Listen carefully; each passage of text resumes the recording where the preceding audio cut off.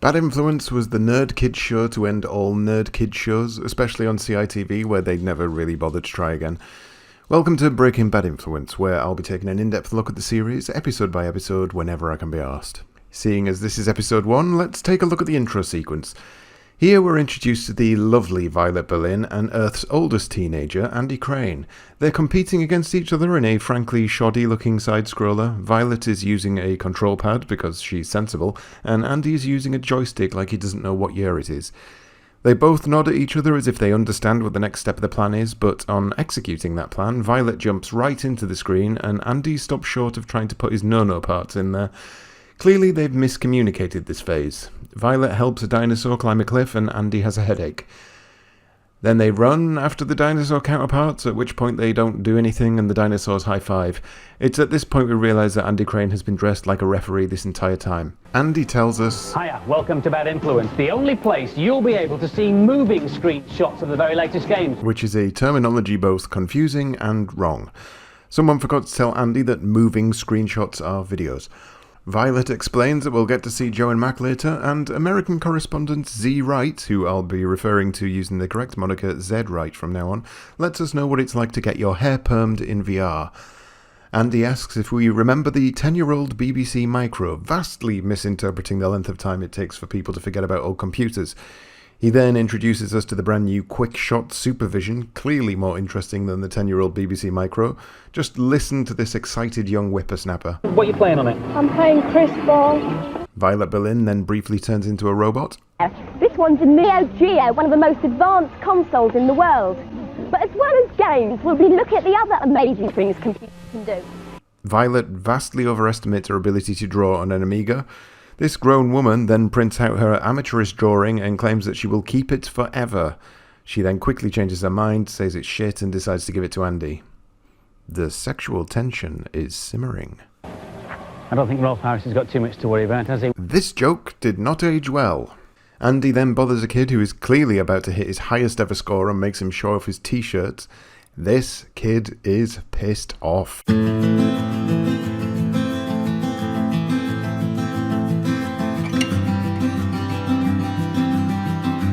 Andy goes on to explain about the Data Blast, a section of the show where they quickly display information that you're supposed to record on VHS and pause on each page.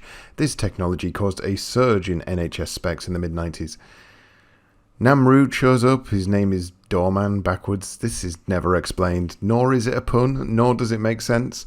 He looks like a cross between a skinhead and a snooker player.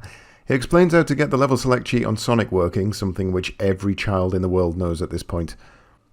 Violet explains that Namrud, you can't believe a word he says, except when it comes to tips and tricks. Which is a very weird character trait. I'm pretty sure the director at this point has asked all the children to stare at Violet while she talks, which makes for a very uncomfortable scene. Violet introduces us to the next section where keen players review Joe and Mac. By review, she really means that they're just going to say the first things that come into their heads. Okay, this is great fun to play. It's really fast. It's good graphics. Oh, I've just fallen down a hole. When this happens, a little angel comes up. You jump over, you've got to hit all the pterodactyls, falling down another hole. Jump over. What you've got to do is you've got to kill all these Neanderthal cavemen. And they stole all your women folk. So you've got to battle through each level to kill that. There's lots of good things to do. Jumping, hitting people with your clubs. Basically, you just got to run through and save everyone. Suddenly, the ghost of an old woman appears on screen, something which would likely terrify younger viewers. She's also here to state 2 random things she likes about the game. I like the caveman idea and the birds are brilliant. Bad Influence is a show with ethics, so they've separated the boys and girls into 2 different classes of gamer. This was a pointless exercise as they've both given the game 4 out of 5. Namrud comes back to give us a level select code for Dr. Franken on the Game Boy. A nation yawns. Andy introduces Z Wright's section, and he can no longer contain his distaste of Violet's constant backchat. Zed bores us all to tears by banging on about virtual reality in a section that takes the word edutainment and removes the tainment. He explains how scientists and doctors use virtual reality to create an identical replica of a human eye, which, as we can all see, is absolute bollocks. He then says we can all visit virtual art galleries, and by this point all children in the UK have wandered off into another room until Violet and Andy come back. Very happening place to be, cyberspace. See you If next you week. saw films like Lawnmower Man, you might have thought that virtual reality was more realistic than that. Violet slags off Lawnmower Man and Andy explains what dimensions are, and finally we get back to some games. First they show us Sonic 2, which is coming out soon, and whoever is currently playing Sonic has literally no idea what Sonic is, what video games are, how you control them, or why they're currently involved in this entire charade. Violet then introduces us to what will surely become the gamepad of choice for the future, the Turbo Touch 360. They claim to improve your scores by helping you play longer. Versions to fit most machines should be in the shops by January and will cost you around £20. And his use of the words claims to and this final face, that of a man who cannot smile directly to camera while lying to children, speaks volumes. They show Streets of Rage 2 for about 10 seconds and then boast about showing it off. Remember where you saw it first, here on Bad Influence. It's time for more reviews, and this time the Ginger Ghost, who could be anywhere between 6 and 60, has trouble forming words while also playing Putty, a game no one wants to remember. The object of the game is to collect bots, which are just robots, and to take them back to the spaceship so that they can go back to their home planet. Putty's a bit hard to control because it does so many things when it squidges and slimes. She also claims that she likes the screams and the way the guns shoot, which is both worrying and concerning. She ends by saying she really likes the game and would recommend it to everyone. And then this kid storms in and shits all over reviews. It's too sluggish. Great graphics and sound, but underneath it's not a good game. This time the apartheid between boys and girls has caused havoc. The boys gave it 2 out of 5 and the girls gave it 4 out of 5. The girls waffled on about the game for roughly 1 minute and the boys basically said, "I hate this." Some good review styles all in. Straight into another review, it's Smash TV on the Game Gear. This guy seems to sum up the game pretty nicely. I've been spending approximately 10 minutes just to complete this guy, and I'm not really getting very far, or I don't really know if I am. I'm dead. The boys gave it 2 and the girls gave it 3, leading me to believe that girls just want to have fun and boys hate everything. Finally, we get Battletoads on the NES, a game that went on to become a cult classic. What did the Bad Influence kids have to say? You can really take your aggression out on them. You've got to kill it, die. Pick up its bones, and you can hit them with this instead. Die, die, die. She also picks a strange way to praise the music. The music isn't irritating, which is really good as well. So the girls loved it. What do the boys say? The graphics are really good, but I'm not that keen on it. It's just gratuitous violence. Where did they find this kid? Ghost Girl appears with a very important opinion. I like the graphics, this is a good game. Both boys and girls gave it 4 out of 5, even though the one male opinion we got was that the game was nothing but grotesque violence, and he didn't want anything to do with it. Alright then. Namrood is back, and he tells you how to get cheat mode on Zool. No one cares. There are some other cheats on the other keys, but you'll have to find those out for yourselves. Thanks, Nam. He'll be turning up every week with tips and hints and cheats. But don't let that put you off. There'll be some interesting stuff too. Damn, Violet is cold. And he seems to be losing it slightly. Here he goes on a random rant. Why do console cartridges cost up to £65? And he can't seem to stay on the same subject for more than 2 sentences. That wasn't quite as painful as it looked. It's a computer trick called morphing, which is short for metamorphosing. You've probably seen it in commercials or films. This is Igor. Igor's brilliant. He's a very clever little robot. Violet shills the Bad Influence magazine, which I didn't even know existed, and then introduces this week's competition. The winner gets a Super Scope. Look how much fun this kid is having. Violet stares lovingly at Andy before we get to see some footage of Sonic 2, and then we get to data blast the shit out of there. So let's summarise. Episode 1. Violet and Andy have a simmering sexual tension that can't be held back. Ginger Ghost children are not the best game reviewers, and VR is boring. See you next time for another episode of Breaking Bad Influence.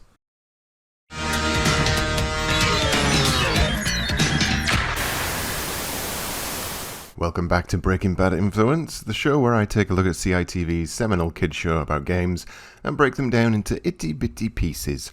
Here we are with Season 1, Episode 2. Violet introduces us and tells us we'll be looking at a new ice hockey game on the Mega Drive. It looks like every ice hockey game on the Mega Drive. Zed informs us that we'll be looking at some boring educational stuff, something about space. And Andy Crane is absolutely desperate to smash up any computer that's more than 5 years old. Excuse me a second, Ben. Can I do it now, Violet? No, not now, Andy! Oh! Violet introduces our first section proper, and... First, we're going to go and dim the lights Oh my god, my teenage dreams have come true. and visit a haunted house. Oh. It's a game on the PC called Alone in the Dark. Oh. You can also choose to be a man. The man has got different qualities. He's physically stronger, but the woman's brainier, and I'm not going to comment on that. Wise move, Violet. You won't get cancelled on Twitter today. Violet shows us all how terrifying Alone in the Dark is with the sound of pure terror in her voice. Oh no. Beaten to it by a monster. She then has a difficult time kicking a rabid kangaroo in the most British way possible. And I've got no weapon, so all I can do is kick. Take that! Oh no. Whoop. Take that, you fiend. Namrud teaches us yoga. Now say after me. Aid, Nai, Ra, Lakar. Louder. Aid, Nai, Ra, Lakar.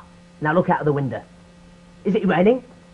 No. I'm genuinely not sure if Namrud is being mildly insulting to minority cultures or he's got into a bad batch of acid. Aid, Nai, Ra, Lakar is a cheat for a Jurassic game on the Mega Drive. He just used the word Jurassic to mean good. I have never heard this word used in that way before nor since. He tells us not to give these codes to anyone else while he provides these codes on national television. He then pastes the level 8 code to his chest at an angle that standard definition televisions would render as an incomprehensible mess live, let alone recorded on VHS. Well done, Nam. Time for a lie down. Andy desperately wants to kill more hardware. Now, Violet! Not yet, Andy. We need the video to record Games Master. Wait, what did Violet say there? The video to record Games Master. Yes, Violet says she's going to record Games Master, something one would probably consider the older brother of Bad Influence. Before we have time to consider that, though, Andy bangs on about Data Blast again. And 50 or more pages of information will become accessible to you completely free of charge. Violet states that people have been asking how the scoring works in their reviews. Considering the absolute shambles going on last week, this is not surprising. Violet then takes on big media, slagging them off and telling them all that their review scores are wrong and stupid. Well, the magazines normally award a percentage, but strangely enough, 50% isn't an average game. She believes an average score should be an average score. 50% means 50%. I, for one, agree. They seldom award less than 60%. So we decided to have a more sensible way of reviewing things. We award up to 5 stars instead. Yes, that's right. Magazines seldom award less than 60%, which is why they picked 5 stars, which doesn't really fix the core issue, does it? I mean, if you give something 3 stars, that's just 60%. Violet, I don't think you've fixed the issue. So, 5 stars is really Jurassic. Oh god, Andy's now using Jurassic. That's twice in one episode. 4 stars, pretty good, worth buying. 4 stars. Pretty good, he says, unenthusiastically. Clearly, it's not Jurassic enough for Andy, probably around the Triassic or Cretaceous period. 3 stars, an average kind of game. Right. Stop there, Andy Crane. You've just said 3 stars is an average kind of game, which would be 50%.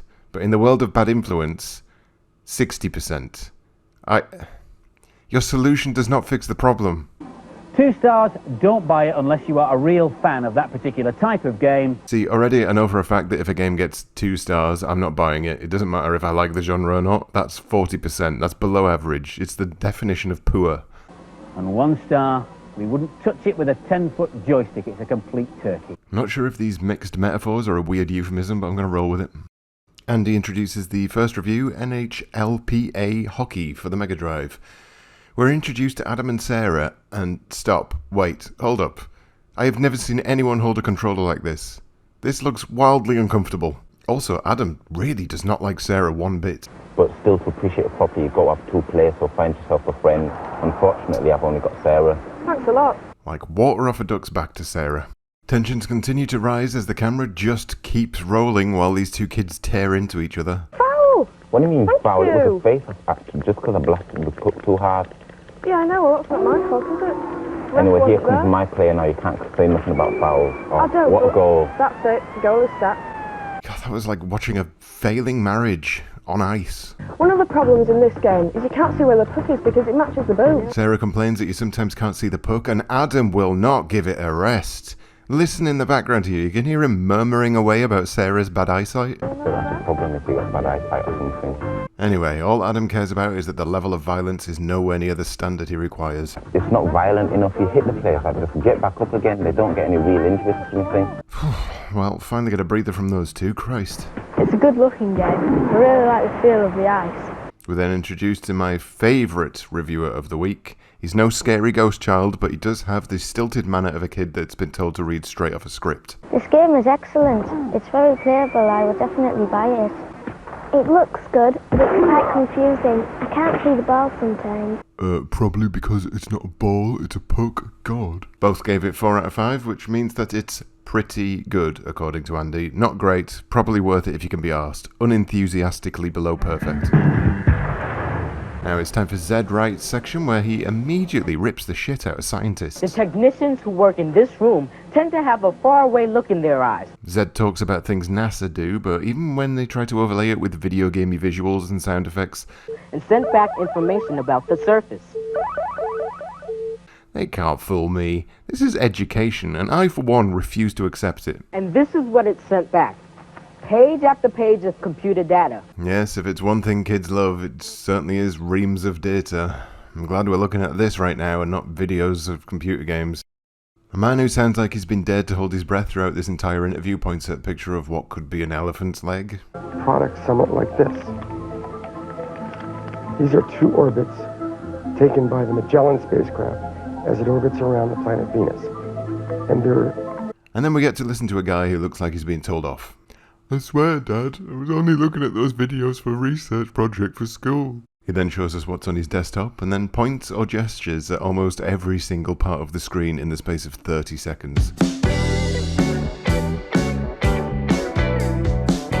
We say goodbye to Zed as he sits on a wall like a Sesame Street puppet, holding a picture of Venus while wearing his denim cutoffs, which I'm pretty sure say Urban Biscuit. I could be wrong, but I don't want to be. Hey, stay cool, Zed. Namrud is back. He decides to send the sound production suite into a frenzy by audibly slamming things down next to sensitive microphones. Or Mario or Sonic. Here's a cheat that Zed might be interested in. He then gives us some sort of cheat for some sort of game, but who cares? Oh, and by the way, you can press these keys as many times as you like. Got that, Zed? It's Z right, not Z, contrary to what certain sad people might think. Damn! Violet with the swift chops again, burning me 20 years in the future. Andy could not be happier. News and previews next, a preview of Super Star Wars on the SNES and Dirty Larry on the Lynx. He's a mean cop who doesn't go by the book when it comes to cleaning up the streets. Yes, because he's just murdering everyone, Andy. The winners of last week's competition are... Janine Robinson, age 12, Bostock Walk, Chawton on Medlock, Manchester. Well done, you're a winner. No ceremony, just this. Andy's little smile and a superscope. That is it. Jurassic. This week we're giving away 4 quick shot supervisions. Jesus Christ, come on, Violet. These went out of date between episode 1 and 2. Who the hell wants these? What's the name of the 2 droids in Star Wars? I get it. Make the questions easy, get more people involved, easy engagement. Andy rushes through artwork and claims everyone is now a nationally known artist. Artwork as requested, Ian Hall from Hackney, London EH. You're now a famous nationally known artist with that work. Thank you very much indeed. Same applies to Rebecca Law, who is 8 and lives in Seymour Gardens, Middlesex. Now you're well known as well. A fine peregrine falcon. Wait, what? A peregrine falcon? That's a sparrow at best. And also we had animations on discs, most of which were too gruesome to show on telly, but we snuck some of them on the data blast at the end of the show. Wait, what? Again, what? Too gruesome to show, but we'll show them anyway. I would absolutely pay money to see what kind of horrors didn't make the final cut. More game reviews next. Super Hunchback for the Game Boy. This kid assures us it's not a boring game by only listing boring features. It's certainly not a boring game, that's for sure, and I think the sound's great for a Game Boy. And you get lots of extra bonus points by collecting the fruit. You have to bounce along these platforms, and if you get to the end, you get an extra life. You can move in different ways, and you can even make them swim, as well as jump and run. This bit's great. You don't do anything. Script Kid is back, this time looking like he's being held against his will. The graphics are good. I'd definitely buy it, and it's very playable. Blink twice if you need help, Script Kid. Thought as much. 4 out of 5 each, 80%. So in this episode, where they complain about games and magazines never getting a score lower than 60%, Both games have reviewed at a higher score. You did not think this through, guys. Assassin on the Amiga Next, where You get to be a honky hitman. which is not a sentence I've ever wanted to hear Andy Crane say. The first kid reviewers seem to have a bloodlust that cannot be sated. I like this sort of thing. It's a pretty violent game. This is level 4. I love this one. You're in a genetic asylum and there's all sorts of evil beasts to kill. You can hear tortured people screaming in the background. This is a mad doctor. All of these kids need therapy. This game looks good, but it's really violent. Wait a second. Script Kid likes the game but hates the violence. And look at those ears. Let me just compare him to this guy from episode 1.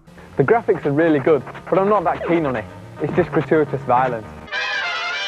Right. I am laying down bets right now that this kid is either the brother of or a clone of the anti-violence teenager from episode 1. Sarah struggles so much with the words better difficulty curve that she has to nod her head while she goes through each syllable. I prefer games with a better difficulty curve. Nailed it! And with Sarah and Adam now happily separated, it seems that they can actually agree on something. This game's got the difficulty worked out all wrong. You die too many times when you start playing it, so you get bored of it. I would have marked it high if it had held my interest at the beginning, but it didn't, so I haven't. Boys gave it 3 and girls gave it 4, so what's that then, 70%? So literally every game has scored above 60%. Bad Influence, I swear to God, don't start a war on the ethics of game journalism and then immediately shit in your own armour. Violet shouts at a camera that's too far away. The Bad Influence studio is full of every kind of console and computer there is. Andy just shouts. Can I do it now, Violet? And he finally gets to take his rage out on some innocent hardware. He goes on to give us a rough guide to what the Mega Drive does, which, to summarise, is basically, this one does the sound, this one does the graphics, and this one does something else. Right, that's how a Mega Drive works. How does a SNES work? Well, this lesson only extends to pointing at one thing and saying, that's where the graphics come from. Violet's been smashing shit up as well. She's got a broken cartridge, which she points at. Andy then teaches us all how to pirate games. We can then immediately see one of Nintendo's spies heading straight back to headquarters to snitch. Namrood gets sent a cheat book by a young fan, but literally could not care less and shows no gratitude. Violet reminds us about the data blast, and Andy awkwardly holds his elbows in an uncomfortable position while he introduces us to an Excellent new film about a group of computer high-tech security experts. It's called Sneakers. in a trailer that reminds us all just how impossible to watch badly degraded VHS copies of standard definition films are when they're mostly set in the dark.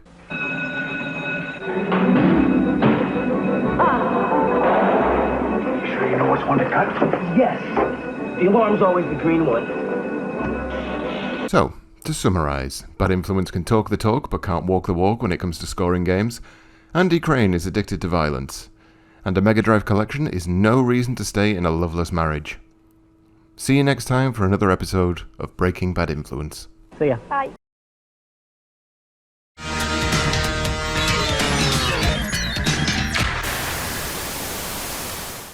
Hello and welcome to episode 3 of what is surely the next episode of Breaking Bad Influence, the show in which I break down CITV's milky white kids show that taught us all about the technological world of the 90s. We begin this episode with Andy proudly showing off his snazzy new Bad Influence blazer, making him look even more like that weird kid who went to boarding school that you only ever saw during the summer. He tells us we'll be looking at Super Aleste on the SNES later on, and Violet tells us we'll be looking at ballet. Oh yes, it's one of those episodes. We'll also be getting a look at the Future Show in London, a sort of Cockney E3 made out of plywood and string. But first, this. This is the new Amiga 1200. Released next week, it'll set you back a cool £400. 400 quid seems reasonable. What's that nowadays? Wow. About 850 quid? Okay, I take that back. Jesus Christ. Andy does an absolutely cracking job of advertising this quality new piece of expensive technology. Apparently, it has up to 17 million different colours available. Whatever that means. I think it's fairly self-explanatory, Andy. As a visual aid, Andy shows us the old rubbish Zool on previous iterations of the hardware, before showing us the fancy new rubbish Zool on current hardware. Ooh, busy. Sims will scroll more smoothly. Very weird terminology. From this day forth, I shall always demand my Sims to scroll more smoothly. Andy is expressively concerned about the lack of backwards compatibility. 1/3 of existing Amiga software won't run on this machine. The trouble is, nobody knows which third, not even the manufacturers. Be alright, Andy. Don't cry. Namrud is back with what initially sounds like some sort of homophobic slur. Ah, boot up, slimy furtlers. Namrud here with more backdoor cheats for you jumped-up joystick jugglers. Backdoor cheats. Is this why they've called him Doorman backwards? Could this be the reason? It's about as close to an answer as I can fathom. Anyway, regardless, Nam is back into the acid again. So, I can never die. Eat dirt, Johnny Guardian. An everlasting Nam? What a horrible thought. Damn! Violet puts another bullet in the corpse of Nam's ego. Pop, pop. Violet puts some random kid on the spot and then deftly ignores him. What do you think of it? It's a really good game and I'm just getting into it at the moment. Well, I'll leave you to it. Who cares what that kid thinks? It's time for some proper, well thought out reviews of Super Aleste from the unqualified Bad Influence child journalists. Lakesh is probably the first reviewer we've seen so far who actually has a semblance of eloquence and knowledge about him. He also has these words of wisdom. If you die in this game, you die for a reason. And as usual with Bad Influence, the director of these segments doesn't know when to say cut, so we just have to watch Lakesh play until he dies. Dies for a reason. The backdrop in the game is really good, and it gives the game a good 3D feel. Oh, I'm dead. Even though Lakesh says he enjoyed the game, his final thoughts seem to lack any enthusiasm whatsoever. And just look at that end-of-level sprite. This game is what I call value for money. Don't give up, 'cause you have. This kid didn't like it at all. The graphics are certainly excellent. I know I'm in a minority, but I just didn't find it playable. And this girl says she'll definitely buy it. I'd definitely buy it. So mixed reviews all round. What are the final scores then? The boys gave it 5 out of 5, and the girls gave it 5 out of 5. Good scores all round. 5 out of... I swear to God, I have no idea how they come to these conclusions. And so our panel loved Super Aleste. Giving it 5 stars means it's a Jurassic game. Oh, by the by, if you were unclear what a 1-star game meant from Andy's descriptions last week, here he is to sum it up again. Turkey. Thanks, Andy. But remember, our panel is made up of people who actually buy the game. Well, that's not really true, is it, Violet? Considering the number of kids that say things like, this is definitely going on my to-buy list, or I'd ask for this for Christmas. In fact, the very last reviewer of Super Aleste said this. I'd definitely buy it. So what? She loves it so much she's going to buy it twice? Pull the other one. In a bizarre interlude, this woman makes a man smell her feet. Not really, of course. This segment is all about ballet. You know, ballet. That thing kids who play computer games absolutely love. Ballet. You know. And look, I'm no ballet expert or anything. My dance technique extends to the dad shuffle, but there's something just odd about this whole routine.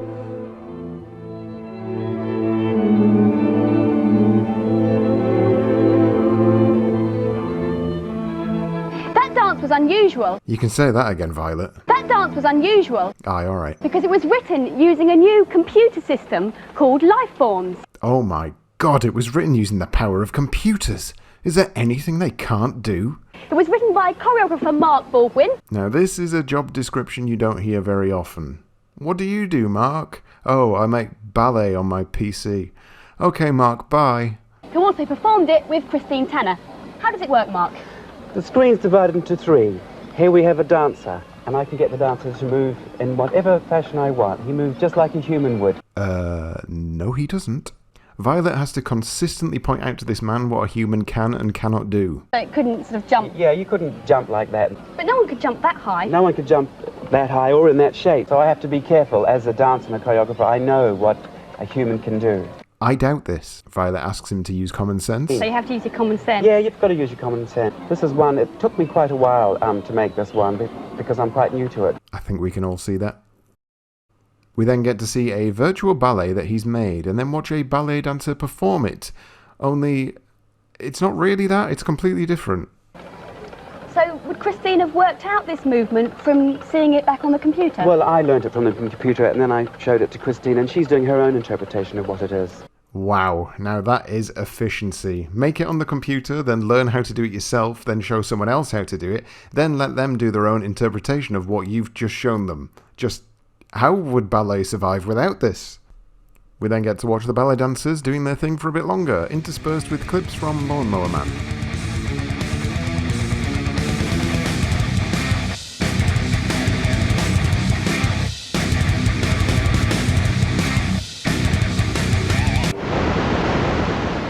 What a load of scrotty rubbish! I mean, I have to agree with him this time. Andy is getting sick and tired of explaining the data blast to stupid kids. You should know the drill by now, but I'll show you one more time. And, right, I know this is a game show and the director has clearly told these kids to constantly play games, do nothing but play games. This is a game show, play all the games all the time. But these kids are here in a live studio. They all just look bored as hell. This is basically the dystopic nightmare future your dad imagined when he first saw video games. Andy then introduces us to the next segment, where he's been let loose at the future gaming show at Earl's Court in London. God help them all. If computer games are where it's at for you, then this is definitely the place to be. There have been thousands of people here at Earl's Court over the past 4 days. In fact, at one stage on Saturday there were so many people here they had to close the doors, and that nearly caused a riot. I'm not sure if that's hyperbole or not, but knowing gamers, probably not. Prepare yourselves now for the most 90s montage you'll ever see.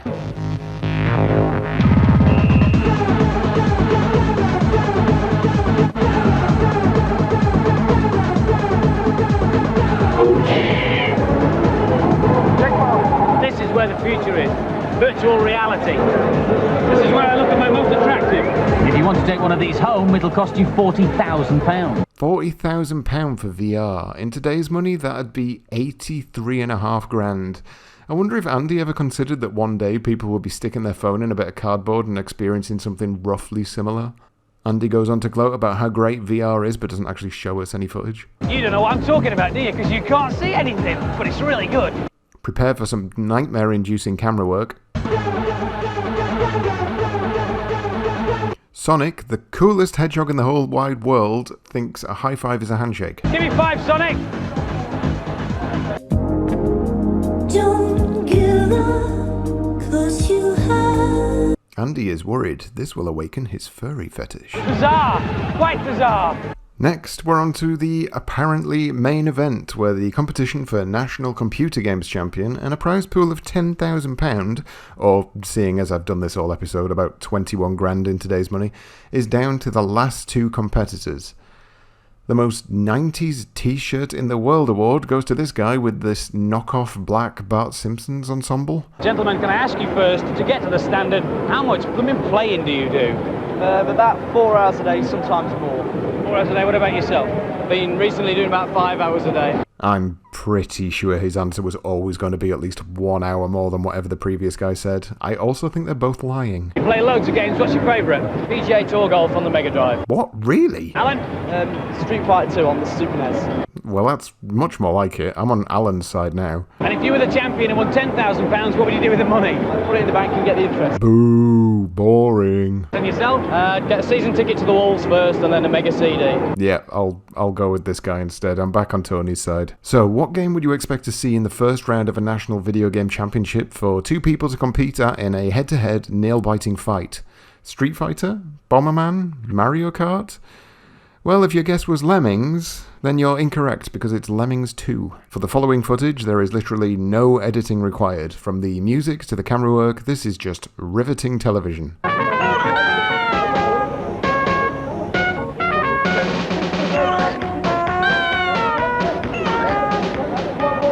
Alan wins that round and goes on to win the second round playing Sonic 2. Now it's all down to Street Fighter 2 for the grand finale. So, Alan wins the Lemmings competition and the subsequent Sonic 2 competition, which they didn't even bother to show, and then Andy says it's all down to Street Fighter 2. But if Alan has already won 2 out of 3 games, how would the other guy even win? The winner taking away a cheque for £10,000 and the title National Computer Games Championship 1992. Give a round of applause to Alan! Well, surprise, surprise, Alan wins. Again, because he'd already won after the second game. What a damp ending to an extremely exciting competition. For no real reason, wrestler Hacksaw Jim Duggan shows up. Everyone literally shits their pants with excitement. Andy then incites the riot he's been dreaming about since he got here. Andy Crusher Crane there. Since the show, we've had some bad news and some good news about Lemmings too. The bad news is it's slipped. It won't be available until February. But the good news is that we'll have an exclusive sneak preview on Bad Influence next week. You can see the glee in her eyes here. It might have slipped, but we get the exclusives.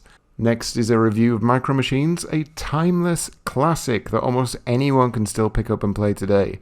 A multiplayer racing game that still stands as one of my favourite retro classics to enjoy with friends. So what do the kids think? Firstly, Robin and Morgan big themselves up. I'm a really erratic genius, and occasionally I get these brilliant bursts of speed. I'm just so super cool. I'll take this game with no problems. It holds no horrors for me at all. You know, I'm just in there.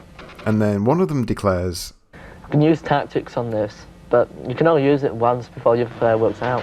Which is a weird way to say, if you keep trying to do the same thing over and over again, your opponent will work it out. He does get him back though with one of the slickest tank shots I've ever seen. Perfect shot coming up. Got you. Nah, I was cheating, that was. This is more exciting than the National Video Game Championship. Well, it looks like they both had a ton of fun with the game. Let's see what they had to say. I'd say this was quite an average game. What? Not recommended. What? It's pretty boring. I swear to God, if this is the lowest scored game on Bad Influence so far, I will not be a happy bunny. And the scores for Micro Machines, the boys gave it an average score, 3 out of 5, and the girls also gave it 3 out of 5. Right, for one, Violet, 3 out of 5 is an average, we've been through this, and secondly, Micro Machines. This is Micro Machines, what on earth are you all talking about? This is a bloody travesty. Next up, it's Nigel Mansell, a game literally no one plays anymore. Let's see what they think of this in comparison to the superb Micro Machines. I like this game, it's really good.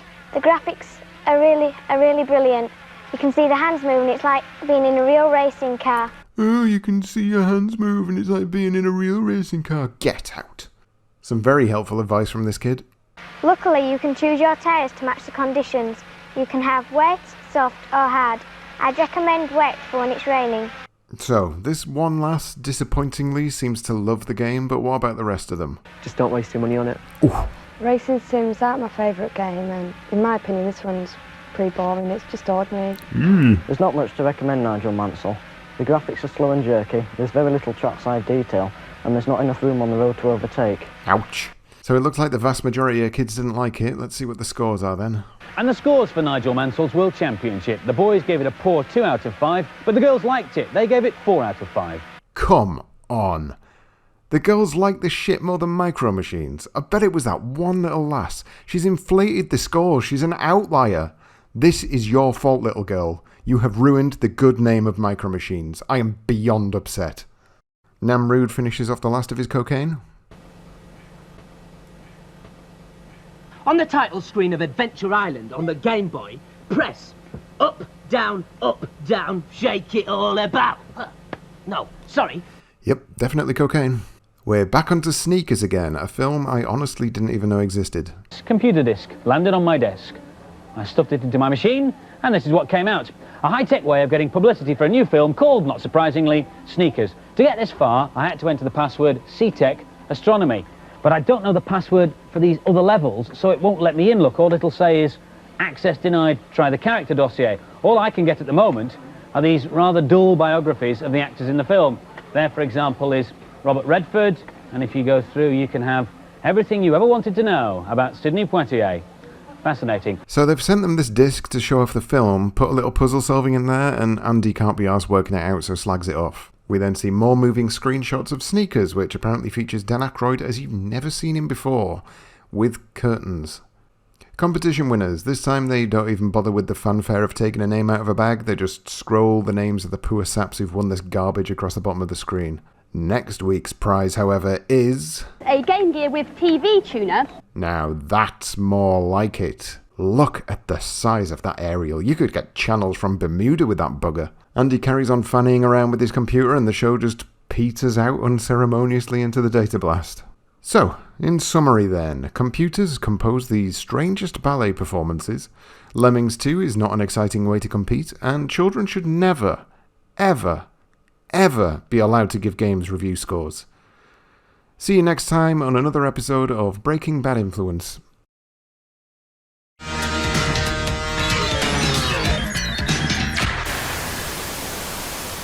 Hello and welcome to episode 4 of Breaking Bad Influence, where I take a look at CITV's magazine-style gaming show and point at it and go, haha, you're funny. Violet asks if Sonic 2 can live up to the hype, while this kid displays no chill whatsoever about being on camera. They decide to show a clip of Sonic 2 where the only music you can hear is an overly long fart noise.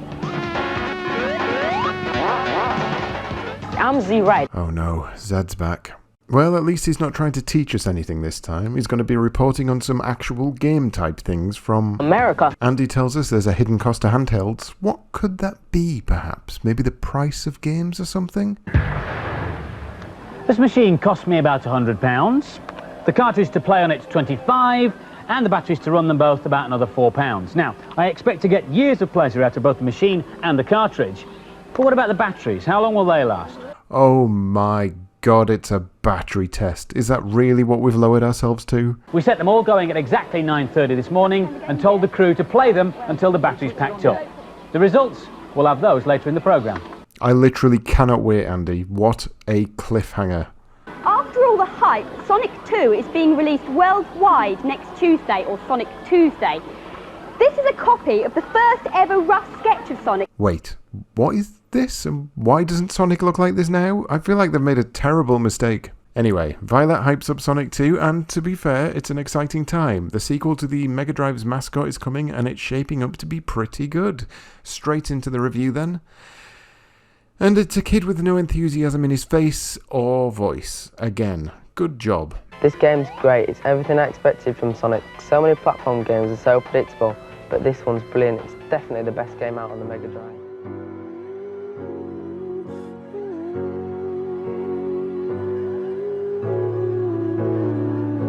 At first, Tails really bugged me. You tried to shake him off, but once you get used to him, he's great. He's an ally and not an enemy. I love to think that this kid has been trying to run away from Tails for 2 levels before he realised he's not trying to kill him. This level's great. Just look at the background. It's called the Casino Night. I think it's set in Las Vegas. I think the term you're looking for is inspired by, mate. Anyway, that guy bored the daylights out of me. Who's next on the review roster? Ghost Girl is back. I like the two-player game because you can play with your friends instead of them just sitting there watching you.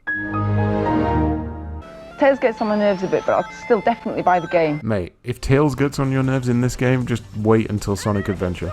Mayday! Mayday! Going down! Ah! 5 out of 5 from boys and girls, which is a score I can't really argue with for the time. A true classic. Oh, and also there's an actual hedgehog walking along for some reason. Steady there, Spiky. Ah, hello there, slimy Furtless. I'll finish my Sonic by numbers kit later. My first Triassic cheat today. Wait. My first Triassic cheat today. Triassic? Have we moved on from Jurassic already? It's only been 4 bloody weeks. Jesus Christ. Hold on. There, fine. Have it your way. Nam is here to give us some cheats for Pinball Fantasies on the Amiga, and I'm sure it's not the first time Nam has had a set of extra balls on his forehead. Nam then tries to paint a hedgehog. Hold still. If I say virtual reality to you, I bet this is the image that springs to mind. Not really, Violet. If I was playing virtual reality in a studio full of children who wouldn't stop staring at me, it'd probably put me off VR for life. But there is another kind of VR which doesn't involve a bulky headset. What? Really? What sort of amazing technology is this? We're still using bulky headsets now. This is a desktop VR system. Do I need to point out that that isn't VR? It's not, right? That's just a PC. This flat screen is a window in on a virtual world. Right, but isn't that all screens? All screens do that, right? Am I missing something? This world was designed for the police. It's a recreation of a road traffic accident, and you can see the green car crashing into the red car. Okay, so it's a simulation. It's not VR though, is it? I like this view. It's the view that the witness would have standing in the phone box across the road. Yes, Violet, I also like this view where death and destruction happens from the point of view of an innocent bystander. You can use this input device, known as a spaceball, to move anywhere you want. Right, again, it's just a mouse, isn't it? It's just a big bloody awkward mouse. Stop with this. Although if you do push it a bit too hard, it does tend to go wild. It happens to the best of men, Violet. The pictures are better, and of course you don't need to wear a helmet. Because it's not VR. In the next section, Andy visits a school for the disabled where they use technology to help with their learning and understanding. It's also a section that I'm just going to fast forward to here. I'm learning how to be a helicopter pilot, if rather badly. As previously gloated about, we get a preview of Lemmings 2. This preview basically consists of 2 middling videos and Andy telling us a couple of new skills. If you were really looking forward to this section, I hope you didn't blink. Hamleys in London have transformed their basement into an arcade, and it even has a very civilised coffee bar. Not sure what an uncivilised coffee bar looks like, but fair dues. Andy slags off the director, and the director gets his own back by playing dickhead with the camera for a bit. I'll take 2 sugars, thank you. Now a game for people like our director who think they're God. ActRaiser on the snap. ActRaiser on the snap. ActRaiser on the SNES. Thank you very much. Yes, very good. I'm sorry. ActRaiser on the SNES. Due out in February, and you're a god. Well, almost. You get to save 6 lands from evil enslavement using magic, mythology, and a bit of brute force. Knock out the bad guys and start a repopulation program. Not sure if any of you have played ActRaiser, but I can tell you on good authority that you do not start a repopulation program, and Andy Crane's opinions to the contrary are his own. An R-Type sequel is coming out on the Game Boy, and I'm not sure what's more difficult, playing R-Type or trying to find the right level of lighting to sit in so you can actually see what the hell is going on. A shoot-'em-up Go, I've heard it's even more difficult than getting a compliment out of Namrud. She was happy with that one. We wanted to bring you some hot news from the USA this week, but when I rang Z to find out what was going down... Wait, please do that again, Andy? Going down. Okay, never do that again, Andy? His mum answered and she said, I'm sorry, love, I think he's gone shopping. I just don't even know what to say to that. So, Zed writes section, and the faraway lands of America, where, contrary to popular belief, it's not all about education and space programs. They actually play video games over there too. Zed takes us on a tour of Sears, ooh, that's a lovely vase, and explains that they're in the process of expanding their game selection. Video games are a fashion accessory. In 1992, I doubt that. 1 in every 3 American homes has at least one piece of Nintendo hardware. So, in most game shops, the Sega display tends to be much smaller, quieter, and strangely hedgehoggy. Not that strange, mate. It's Sega's mascot, innit? They're giving away free radios to encourage people to buy Game Gears. I don't know. Maybe it's just me, but I don't feel like a free radio is going to be the deciding factor in me buying a Game Gear. Nintendo, meanwhile, is getting into the movie business. Oh no. With the new $40 million movie. Oh dear. The Super Mario Brothers. Oh God, it hasn't happened yet. Quick, is there a way we can warn them? But now I'm gonna make you really sick. Well, you've just brought up the Super Mario Brothers movie, so good luck topping that. The big difference between Britain and America is the prices. Over here, you can get a Genesis, this is what you call a Mega Drive, for $99, which is about 50 pounds. A Super NES is also $99, about a third of the price in Britain. I honestly never knew there was such a drastic price difference. Everyone in America should have been living in a bloody arcade if these were the prices they were being dealt in 1992. The Genesis cost the same price as a single game over here. The games are often half the price, and they're released much sooner. Alright, dickhead, don't rub it in. Zed shows off some upcoming games and then introduces us to... And of course there's the edutainment package, Mario Paint. Which is about as educational as wanking into a sock.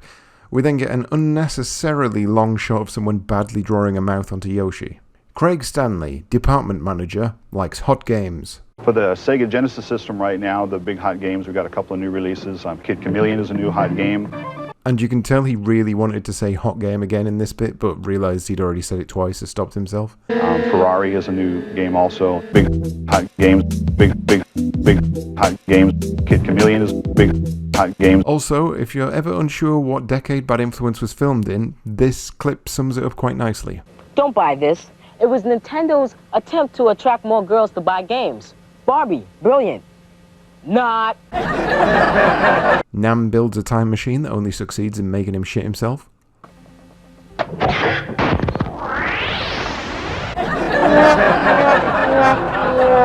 Rude Nam riddance good. Dang. Nah, that was shit. Now for the results of our battery tests. Remember, we've been playing the machines continuously since 9:30 this morning. Get ready for excitement. Was it up to a crucial point? It was, yep, stage 3. Oh no, well I'm afraid you don't get any more batteries. I know. Oh no, not stage 3. That's the most crucial point. Just under 2 hours. Were you at a crucial stage in the game? Yeah, I was actually. What do they mean by crucial point? Just what do they mean? Regardless, Andy could not care less. Tough, that's showbiz, man. So far, just what we expected. So why even bother, Violet? This is the most boring segment of television ever devised, and you've proved nothing.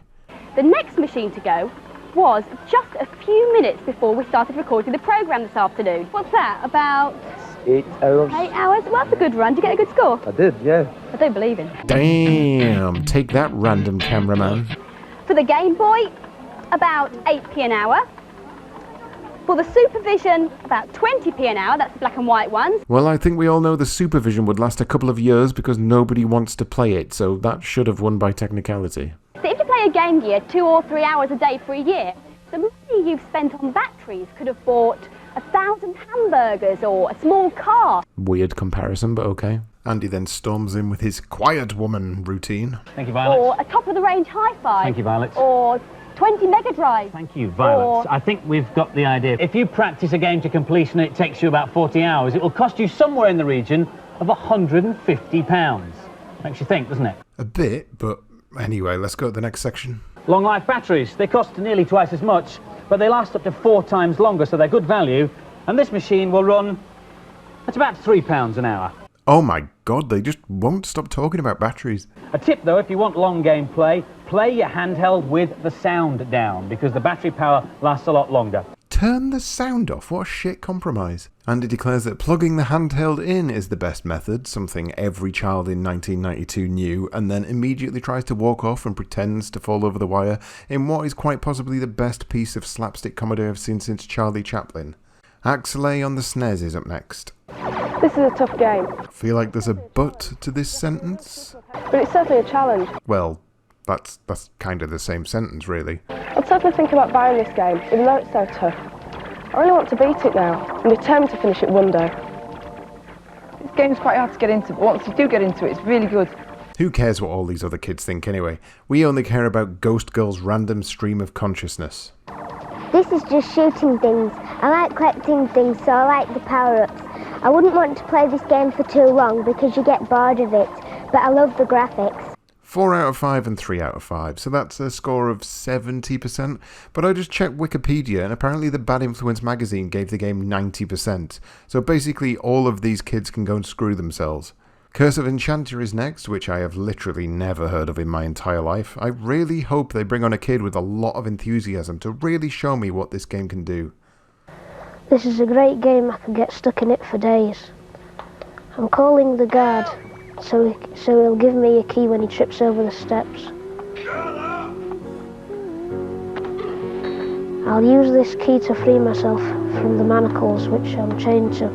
Here I have to jump the Ice Queen's bullets, otherwise I'll turn into a block of ice which will send me right back to the left of the screen. Not the left of the screen! Not the left of the screen! I'll definitely buy this game. It's as good as Monkey Island. Is it though? Is it really, mate? Are you seriously going to put Curse of Enchantia on that pedestal? I can certainly see why the Bad Influence magazine just ignores everything these insane children ever say. It might not be everyone's cup of tea, Well, it certainly seems to be yours. Let's see what everyone else thinks. but I think it's excellent value for money. I said, let's see what everyone else thinks. This is a really frustrating game. Bam, that's you shot down. I gave this game 3 out of 5. Well, don't spoil the bloody scores. 3 out of 5 each, just as good as Monkey Island, a beloved classic that people still play to this day. No fanfare for the competition winner again? Good prize this week, though. I don't know why the T-shirt was thrown in there. Probably would have added that in with the supervision in the vain hope that someone might have given a shit. Have a great week. We'll see you next week for Bad Influence and via Saturday morning, 9:25 for What's Up Doc. Take care. Bye-bye. Andy advertises What's Up Doc because he needs to chase those audience numbers, and then it's Data Blast time. So, in summary then, Americans could buy consoles for the price of a bag of chips in 1992. Bad Influence magazine exists in a journalistic realm completely separate from the show, and batteries. See you next time for another episode of Breaking Bad Influence.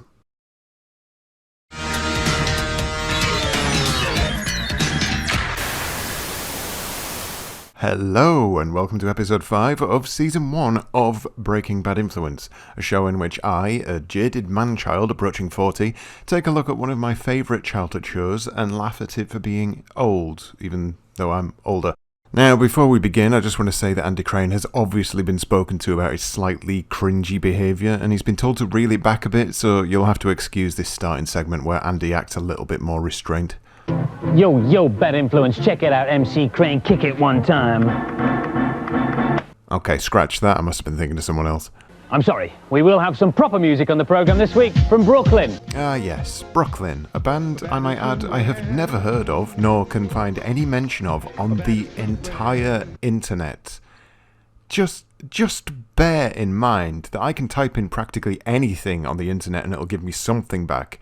I cannot find one mention of this band ever existing. How does that even happen? Violet passive-aggressively suggests firing Andy. I'll be finding out how to turn one Bad Influence presenter into another. And Super Mario Land 2 on the Game Boy exists. Violet is about to tell us all about the Nigel Mansell freewheel, which, much like Brooklyn, I've never heard of before, but unlike Brooklyn, I can find multiple videos of it. And none of them are glowing. Let's see what Violet thinks. You plug it into your driving sim instead of a joystick, and it's just attached by a thin wire. This game I'm playing, Nigel Mansell's World Championship, actually recommends using the freewheel. I wonder why the Nigel Mansell game would recommend using the patented Nigel Mansell freewheel. Honestly, the reasons escape me. It can't be for extra realism. For extra realism. Alright, well, it doesn't look that realistic, to be honest. It's not attached to anything for a start. When I steer with it, the hands on the steering wheel on screen move in exactly the same way as me. Let's check that, shall we? When I steer with it, the hands on the steering wheel on screen move in exactly the same way as me. Steering wheel on screen. And I use these two buttons to slow up and speed up. She said slow up and speed up. Do we need to do another take of that? No, just carry on. Just carry on. As well as that, you can choose to do manual gears, and you change the gears then by sort of flicking the wheel backwards and forwards, which is really difficult to do and steer at the same time. Right. Does this not blow the whole realism aspect out of the water right here? Can you imagine flying along the M6, writhing at your steering wheel in a vain attempt to change gears? There'll be pile-ups all over the gaff. Mind you, if you like driving sims, you'll love this. No, you won't. Andy introduces the next segment, a review of Mario Land 2. He does this while playing a Game Boy one-handed in a very unconvincing fashion. Even this kid next to him is wondering what the hell is going on. First up on the review roster, it's Anti-Violence Kid. It's just gratuitous violence. I give this game 4 marks. Thanks for spoiling the suspense, dickhead. Okay, this is the hippo bonus level. It's not a bonus level, it's just a normal level. The main objective of this level is to get into his bubble. That's not true. I've just lost my bubble, which means that all your power-ups have been taken away. That's also not true. Not only is he getting all facts about this game wrong, he also tries to preempt shooting a bird. I just got the fire flower now, and I'm firing, and I can shoot the baddies. Just shot this bird. This guy is the worst. Bring his brother Script Kid back. He might have spoken like a warm plank of wood, but at least he gave us the bloody truth. He had the bubble, and he didn't even go to the bonus exit. Oh my god. Anti-Violence Kid, you drive me to violence, you really do. It's just a bit too much like Super Mario Land 1. It's now like Super Mario Land 1, unless you mean it's a Mario game, in which case, yes. 4 out of 5 each, fair enough, although Andy describes this as excellent, which, come on Andy, let's stick to the rules. 4 out of 5 is just above average. We've been through this. Don't start getting up on your Nintendo fanboy high horse and adding your own little twist on the thing. Anyway, it's a good game. It's not often I agree with these nutters, especially Anti-Violence Kid, but I'll give them that. For once in a lifetime, the scores on Bad Influence may actually be correct. And he's still wearing a cap, which I'm really not happy about. But he's about to read us some lovely letters from the audience. Jenny Smith, who lives at King Edward Avenue, Hastings and East Sussex. Hi, Jen. That's right, Andy, just docks the poor lass. She says, Dear Andy and Violet, I'm getting fed up of watching computer shows that don't even mention my computer. And I know you've got an Atari ST. Well, we do have one here in the studio, and if you're an ST owner, look out for some software reviews for you in later programmes. Yeah, we hear you. Thanks for writing in. We'll definitely do a review on your computer. Not now, though. Maybe later. There is a particular application, however, that this computer is well suited to. Music. Nice segue, Andy.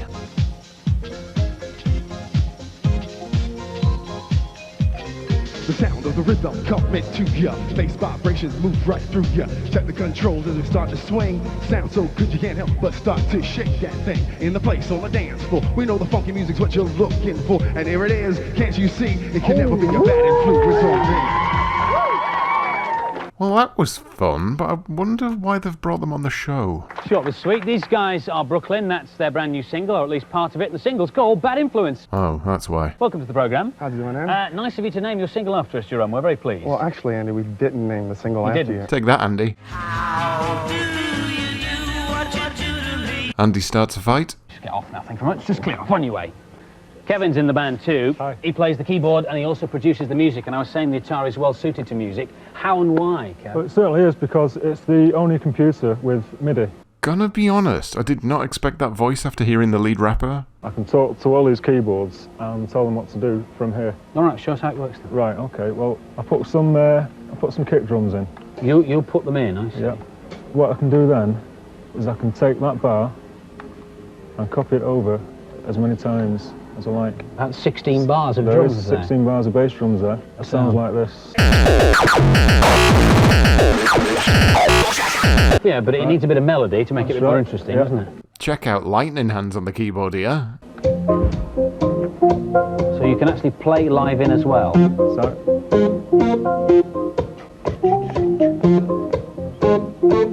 Oh. Andy knows his music and he's not happy with this production. It's a bit of a duff note there. Does he have to do that again? It makes me think, what is there left for human beings to do? This does it all for you? No, it doesn't. Yeah, shut up, Andy. It's an incredible bit of stuff, but it isn't creative, is it? No. What a weird way to sum up this segment. That's a competition prize. If you fancy winning yourself a chance to go, all expenses paid, to the studios in Manchester where Brooklyn record your own single, you can. Create a single with Brooklyn, mate. I don't need a competition to do that.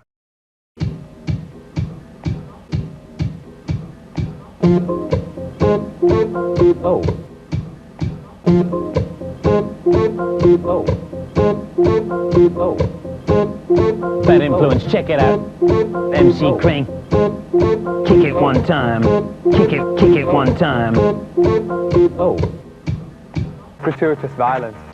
There is, in fact, a short version of the single Bad Influence by Brooklyn on the cassette single that comes free with your copy of Bad Influence magazine. So you get a demo version of the song on the front of the Bad Influence magazine. Also, right, said Fred, if I'm not mistaken. Also, unrelated, did you know that there were only 2 issues of Bad Influence magazine? I wonder why. Brooklyn plays us out. Not for long, mind. Designed in a line to keep you moving on and on to a new dimension, a brand new state where Namrood has a go at the old rap game. This is a cheat for Premiere, a funky game on the Amiga. That's enough of that. Violet's making music now. There's lots of software around that enables you to play music on your home computer. This one's called Boombox. It lets you put down sounds to make your own dance track. I'll show you. Wow, looks like a complex bit of kit. There's at least 10 buttons to press there. I wonder how much it is. Boombox is available for the Amiga and PC and costs around 40 quid. 40 fucking quid, Jesus Christ. I think that's quite enough of that. You're damn right. It's piracy talk in the newsreel this time. What does Andy have to say? A blank disc costs under £1, and a disc with a game on it can cost about £30, so it can be very tempting for anybody to copy games onto discs from a friend, a bulletin board or anything. That's a well good idea. I'm off to buy a load of blanks. A sequel to Strider is coming to the arcades, a game which only 1% of the world's population will ever even see. Andy slags off Plymouth. Well, it finally arrived. After all the hype, 2 days ago it was Sonic Tuesday. Unless you live in Plymouth, in which case Sonic Tuesday became Sonic Friday because some retailers were selling this 5 days before Sonic Tuesday, which rather made a mockery of the fantastically crafted international worldwide simultaneous launch of the mammal, didn't it?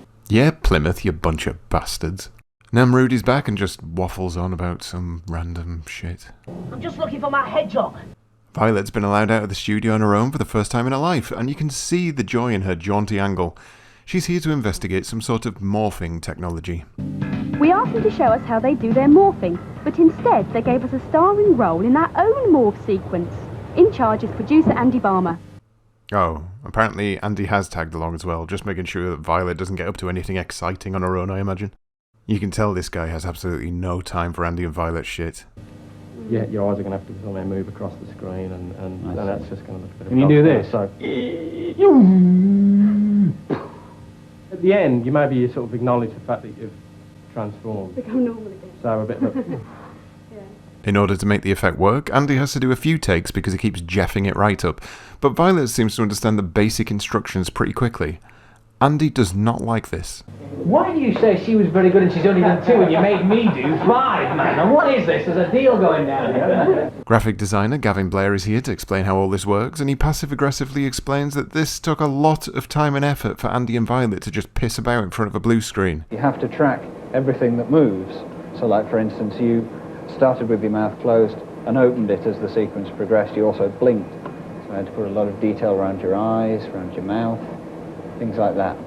This guy's been banging on about morphing animation for a solid hour now, and Violet has just sat there silently the entire time. She's basically like that awkward kid who's on work experience, listening but not really listening, just accepting of the fact that words are coming at her one after the other. Gavin shows us what Violet and Andy look like with each other's faces. I honestly can't imagine how much time this guy will feel he's wasted when Photoshop comes knocking at his door. Back in the studio with Andy, who's still wearing that goddamn cap, shows us a shit version of morphing, which isn't really morphing, it's basically just a few stills from an animated GIF that he's haphazardly dragging all over the screen. Brad. There we are, yes, it's our own Brad the Humanosaur. You see how he went through different changes there, different stages, changed his shape, and then as he got larger and larger and became more like the Brad we know and love, more colour was in there as well. There's a great thing you can do with this, you can actually paint with him as well, look. So he can whiz all over the screen. No need for that, Andy, this is a kid's show. Which came first? The dinosaur or the egg? Now some more games reviews. He's well happy with himself for that joke. Humans on the Amiga next. It's basically Lemmings, but with humans. And you know when they start talking about the loading screen that they really have a lot of interesting things to say about the game. This game takes ages to load, which is one problem, but this is okay because you're entertained so well between discs with excellent music. It looks fantastic. It's a bit slow though. Just like your mum. It's a bit too hard. The men go too slowly. It's got lovely graphics and music though. Game hard, too slow, good graphic and music. 4 out of 5 each, same as Super Mario Land 2 on the Game Boy. I don't know about that, kids. I don't know about that at all. Universal Soldier next, which as Violet points out is just a reskinned Turrican. Firstly, we get the traditional method of bad influence review tactics, say 4 random things about the game in 1 paragraph. Go. This is just like Turrican 2. There's nothing original in the gameplay. The graphics are excellent, and it's an easy game to play. Here's a question for you though. What do you call the bad guys in games? Baddies? Enemies? Villains? And how would you describe them? Difficult? Hard? Tough? This is the end of level Meanie. He's very nasty to you. This is the end of level Meanie, and he's very nasty to you. Just... no. No one has ever said this. Ever. I refuse to believe this child exists. It annoys me when they bring out an old game under a new title. This one just cashes in on the name of the film. And I bet you didn't like that film, did you, anti-violence kid, you big son of a priest? And the scores for Universal Soldier, the boys gave it 3 out of 5, an average score, and the girls also gave it 3 out of 5. All they've done is slag this game off endlessly, but 3 out of 5 apiece it is, which Violet incorrectly describes as an average score, which, as we've already been through multiple times, is not an average. I will not let this lie. On to the competition then. Last week's was absolutely badass, and they've unsurprisingly told us how many entries there were this time. 7,000. I'd love to know how many tried for those quick-shot supervisions. I really would. Andy advertises Brooklyn, again, whoever they are, and then it's Data Blast time. So, in summary, music is a piece of piss and all music artists from 1992 onwards have no talent whatsoever. Plymouth is basically a town full of Sonic 2 ruining bastards, and Andy can't bear to let Violet out of his sights for even half a second lest you find a co-presenter out in the wild who doesn't do things like this. Yo, bad influence, check it out, MC Crane, kick it one time. See you next time for another episode of Breaking Bad Influence.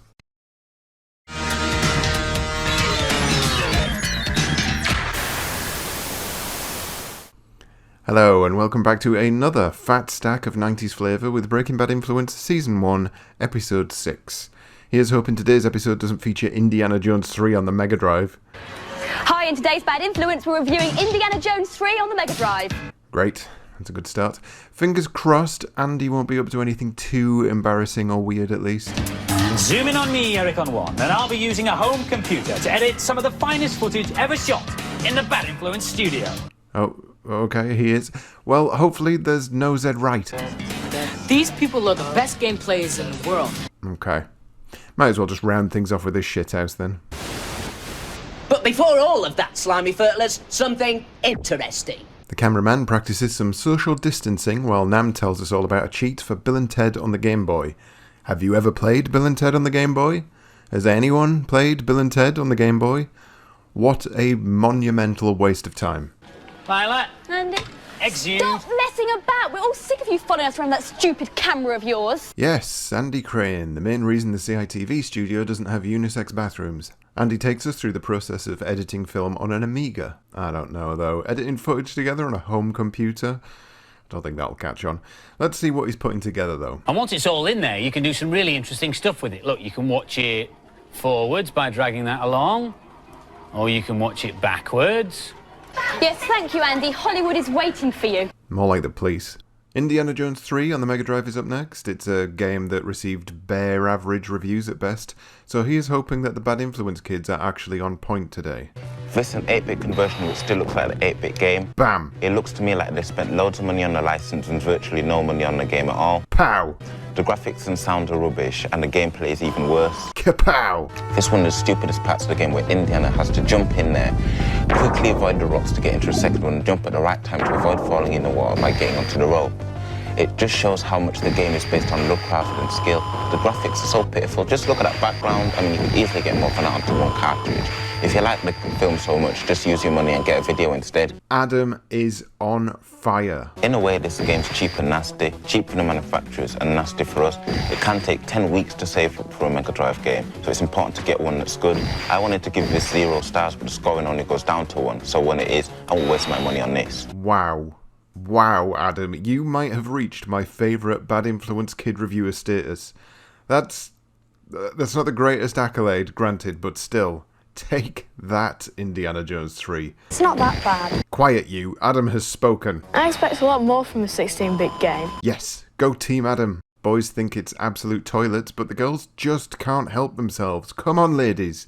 Get angry about these inconsequential things. I haven't played it, so I wouldn't know, but Adam was so passionate about it, I can't help but agree with him anyway. Zed Wright is here waffling on about Mario, but that's not really the point of this section. He's just filling airtime.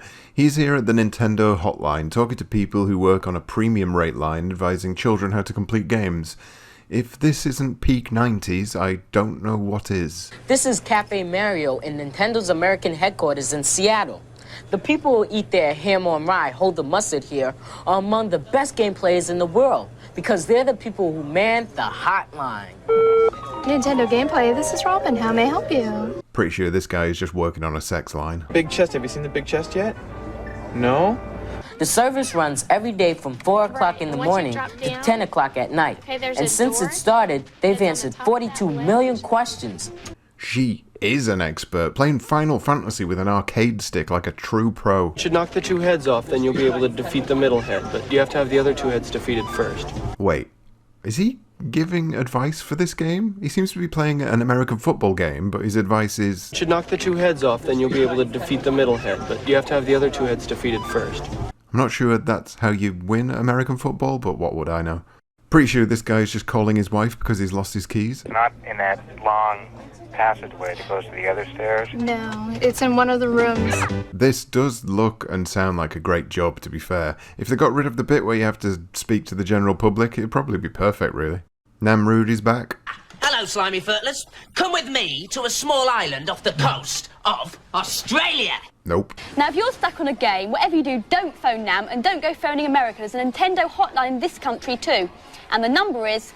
Yeah, don't ring America, that cost a fortune. Ring this premium rate line instead. News and previews time. Parodius is coming out. That's exciting news. Parodius is a great game. Sega have brought out their own batteries. That's exciting news. Bad Influence loves batteries. Inca for the PC coming out. That looks shit. Games Master Live Show is coming soon, apparently. It's both heartwarming and weird to see a CITV game show advertise events for a Channel 4 game show, but fair play to them. What's next in the review roster? I hope it's something I've never heard of. Zyconics. Never heard of it. Looks a bit like Columns, though. A colourful puzzle game in the style of Tetris and Columns. Yeah, that's what I said. This is an excellent game. You've got to try to make diagonal and horizontal lines. Yeah, just like Columns. The music's really brilliant. You can pick jazz or rave or funk or soul, or whether you want to just switch it off. The music's great, you can switch it off. The game gets faster and faster as the screen fills up, so it gets harder to control. Yes, like Columns. Brilliant game, great music, but you have to stop playing it after a while because the pastel shades hurt your eyes. Okay, Adam, that's a weird review. Where's the fire in your belly gone? Have they lobotomized Adam after the Indiana Jones review? It's great for improving your hand-to-eye coordination. It's fun to play and great to watch too. No, it's not. 3 out of 5 and 4 out of 5. I've never heard of it, but it looks like Columns. Score seems about right. I don't care. Bomb Jack on the Game Boy's next. I've obviously played the original and the excellent ZX Spectrum port, but not this one. What do those mad children think? I don't think this works well for the Game Boy. It's just too weak. It's the kind of scoring game that should stay in the arcades. He sounds bored as you like. Here it's easy to pick up points. Whoops, there goes another level. They're quite short. Well, you're depressing. What about this lass? Played this game on the Amstrad and the Commodore 64. This one's not as good. The baddies are too random and you can't see what's going on clearly. She hates it as well. Adam? Maybe it's because I'm older now, but I don't really think this version works. I won't go out and buy this. Come on, Adam, liven up. So, no one likes it. 3 out of 5 apiece, obviously. Andy decides it's time to mock his viewers. We get thousands of letters every week to this programme, begging, nay, pleading to come into the studio and be part of the experience that is Bad Influence. Now, some people write us 1 letter, some people 2, some people even 3, but a couple of guys from London have sent us a whole sackload. These are all from Roger and Stephen Wright. What could we do after all those letters but invite them in? They're over here. It also has nothing to do with the fact that they are pop duo Fresh. Oh, God, there's another pop band in the studio. These guys are called Fresh. Let me just see if I can find anything on the internet about them. Surprisingly, yes.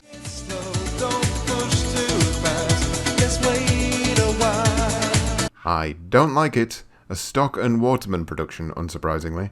But anyway, who cares about Fresh's music? What games do they like? Buster Douglas boxing. Okay, now why the boxing then?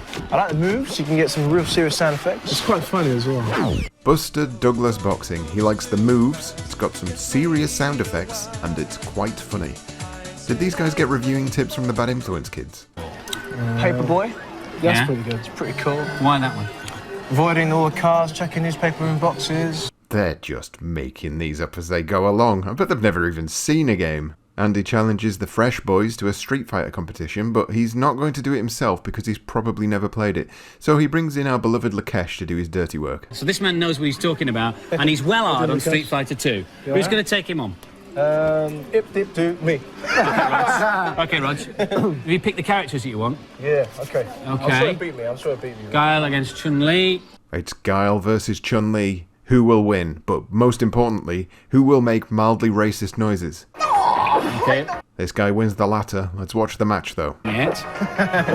Lakesh gets a kick in there. He's down. He's doing the low move. He's over and kicked again. But she's great though. She can move, yeah? Your life's running out, Roseman. Not doing terribly well. Worst commentating ever. Expression walkover springs to mind, doesn't it? You know what I'm saying? Yes, yeah. I have to admit, he's good. He's, oh, come on, Roger, you can't lose for us. Oh, man. No. I think he's been playing quite well. The guys who review the games on this programme know their stuff. Yeah, Now, just to point out, this is their favourite game. They bring on a bad influence kid who they reckon is their best player. Their best player repeatedly used hard kick over and over, and the fresh boys barely got a hit in. None of these people are good at Street Fighter. This was a waste of everyone's time and a complete sham. And let's hope that the new single, Did I Say Tiamo, does a little bit better in the chart. Not much chance of that, mate. I think we've just watched a living metaphor. Namrood is back. Beep beep, medical flash. That's enough of that.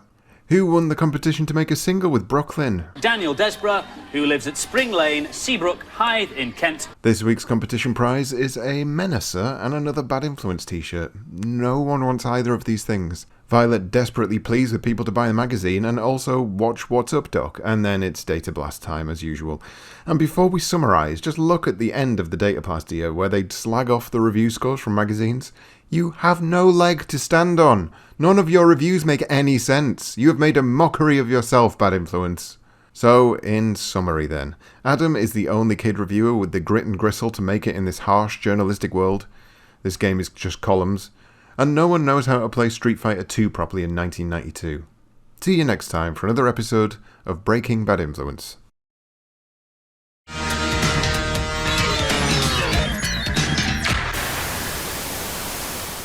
Hello and welcome back to Breaking Bad Influence, knocking on your door with episode 7 of season 1. Worry no more, as Bad Influence gives you the complete lowdown on the Christmas goodies, including our special guide to buying from abroad. Yes, that's right. Andy is going to teach us how to order a Russian wife, as well as show us what to put on our Christmas wish lists. You may have also noticed a wonderful vertical hold issue going on with this footage. Don't worry, it never leaves. The main review this week is Mickey and Donald in World of Illusion on the Mega Drive. And Zed Wright is going to be poking about in a computer museum for a bit. Ladies and gentlemen, actually, before we go any further, can anybody over the age of about 19 just leave the room for a second, please? I don't like where this is going. They gone? Right, the rest of you, come here. The next bit is not really for you, the game's experts. It's what you might call a service to Santa. Get my drift? Just thought I'd let you know. Okay, so sorry about the next bit. Away you go. Oh, thank God for that. So this segment, entitled The Idiot's Guide to Christmas Computers, is aimed at people who don't know what to buy their children for Christmas. Far be it from me to point out that having this section is largely moot when the people who are actually watching the show will be the only ones who know all of this information already, and the people you're actually aiming this segment at won't be watching it. This segment also takes up 25% of the show's runtime. Computers have keyboards and cost more, around £400 for the most popular ones. They require some technical skills to load the software, normally from floppy disks like these. But they can be used for lots of things as well as games. Painting systems, like this one, word processing to make music, and so on and so forth. So if you just want to play games, go for a console. If you think you might want to do other things as well, pay the extra money and get a computer. Yeah, just pay more money, guys. Of course, you might want a handheld. There are 4 main ones and they all come with a game. The cheapest is the Supervision. Supervision again? This is not, nor has ever been, one of the 4 main handheld consoles of the 90s. Why are they so obsessed with this bloody thing? Whichever system or handheld you buy, we recommend one bundled with a game, because it'll always be cheaper than buying the game separately. But do make sure they're actually games you want to play. No shit, Sherlock. Don't buy anything advertised cheaply as discontinued or old stock. You might get a hardware bargain, but you may well never find any games to play on an out-of-date system. Did you hear that, retro collectors? Don't bother. You're basically buying an expensive house brick. Here's James. Andy does a dated impression of a gay man, and it's time for James to give us his review of Donald and Mickey's platform game Land. I can't remember though, which one is James again? You get to different levels by going through the strangest of places. That fishbowl took me into a giant room with amazing things to explore. Oh yeah, this kid. Everything he says about the game is glowing, but he sounds like his dog just died. In the single player mode, you get to be either Mickey or Donald. If I was playing Donald at the moment, I would be having a very different adventure. I love this game, it's beautiful, it makes you smell. It makes you smell? This is a massive game with huge levels. They've really thought about this game. There's some lovely touches. I'd definitely buy this one. What a surprise. Mickey Mouse isn't too violent for Anti-Violence Kid, and it seems that Bad Influence is in a rush today because that review lasted about 45 seconds and they've just slapped 5 out of 5 across the board on it. Just dropkick that review right at you. Namru does his best Pob impression. That's enough of that. There. Just finished level 452. No, you didn't, you lying get. Why would you lie about that? Zed has been sent to the Computer Museum in Boston to go and find a load of boring things he can bore us with. To try and liven things up, they've shrunk him down to fun size. Fingers crossed we won't be dragged into a world of yawns. It's the biggest microchip in the world, and you can even see the electricity moving around inside. Look how excited everyone is. I wonder what this amazing museum computer will do. I hope it's got some great games on there. Okay, press the button. Your starting city is Boston. Roll the ball, then click on the button to choose your destination.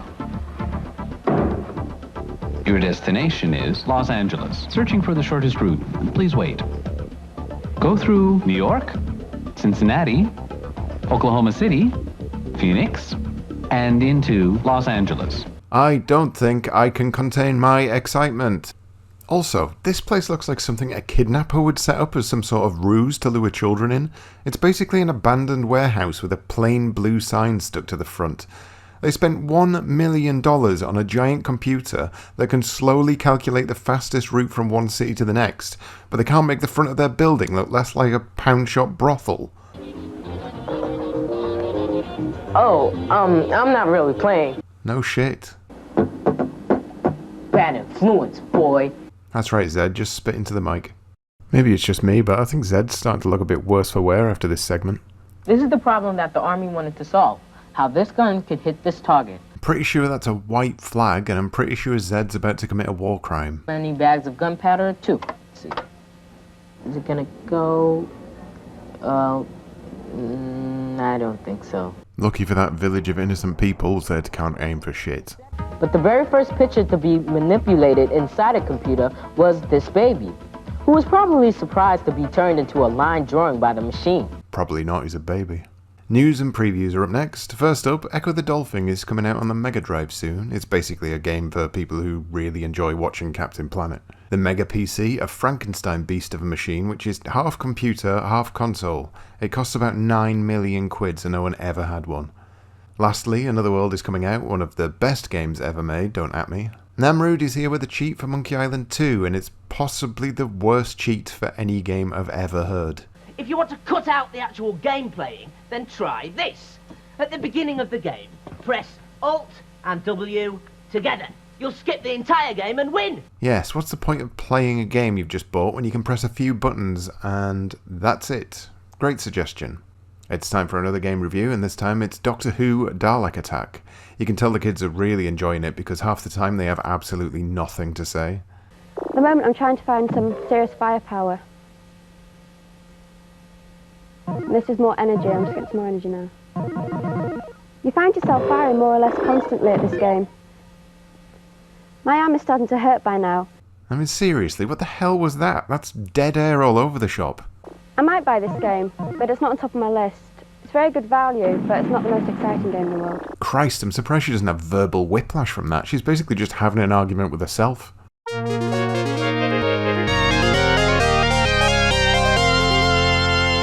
Check out that hat. The main sprites are a bit disappointing, but the enemies are excellent and the sound makes it work.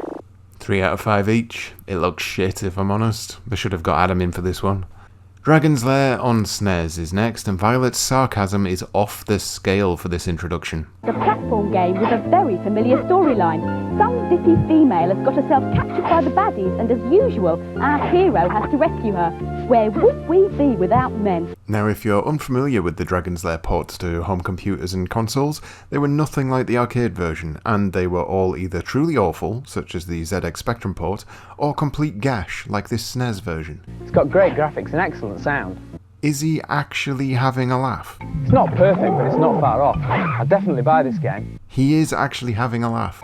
I think it looks really good though, and I love the main character. It looks disgusting. It's as bland as all hell, and the main character looks like a snap pencil with a helmet on. I like the way the hero moves. I'd definitely buy it. What insane drugs are these children taking? 4 out of 5 each. 4 out of 5. And people think that games journalism has issues now? Namrud is back, and we get a bit of an insight into his lonely lifestyle. In the middle of writing my Christmas card list to my many friends and acquaintances. Andy. No, I don't think I'll bother this year. Violet. No, she didn't send me one last year. Zed. No, you can't spell his name. Oh, that's everybody. Oh well. That's right, guys. Namrud has no friends. You know, we've given him a bit of a hard time on Breaking Bad Influence up to this point, but I feel bad for the guy now. I wonder if Violet and Andy have been watching Nam's cry for help. Maybe they've got some words of encouragement for him. Sad man. Right, no, fair enough. The next segment is 3 minutes long, and it's a long, uninteresting diatribe about whether or not it's worth importing games and consoles. Firstly, Andy patronises us. It's complicated, but we'll try and explain it to you. And then, just to sum things up, the answer is, it's a pain in the arse, don't bother. Competition time. 3 Lynxes with Batman Returns are up for grabs. Not a miserable prize, all things considered. At least it's not the Supervision again. I'm pretty sure they're just trying to offload a load of unsold stock through the medium of Bad Influence. Andy and Violet say their goodbyes. Well, actually, Violet says goodbye. Andy just stands there. And then it's Data Blast time. So, to summarise, if you're going to have a segment of your show where you explain what computers and consoles are, don't do it on a show where everyone knows what computers and consoles are. The Bad Influence kids are determined to ensure that the review system will never balance itself out, and Namrud has no friends. See you next time for another episode of Breaking Bad Influence.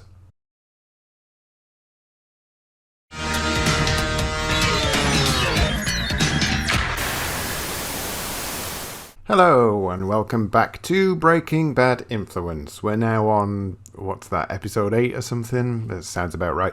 Let's go with 8.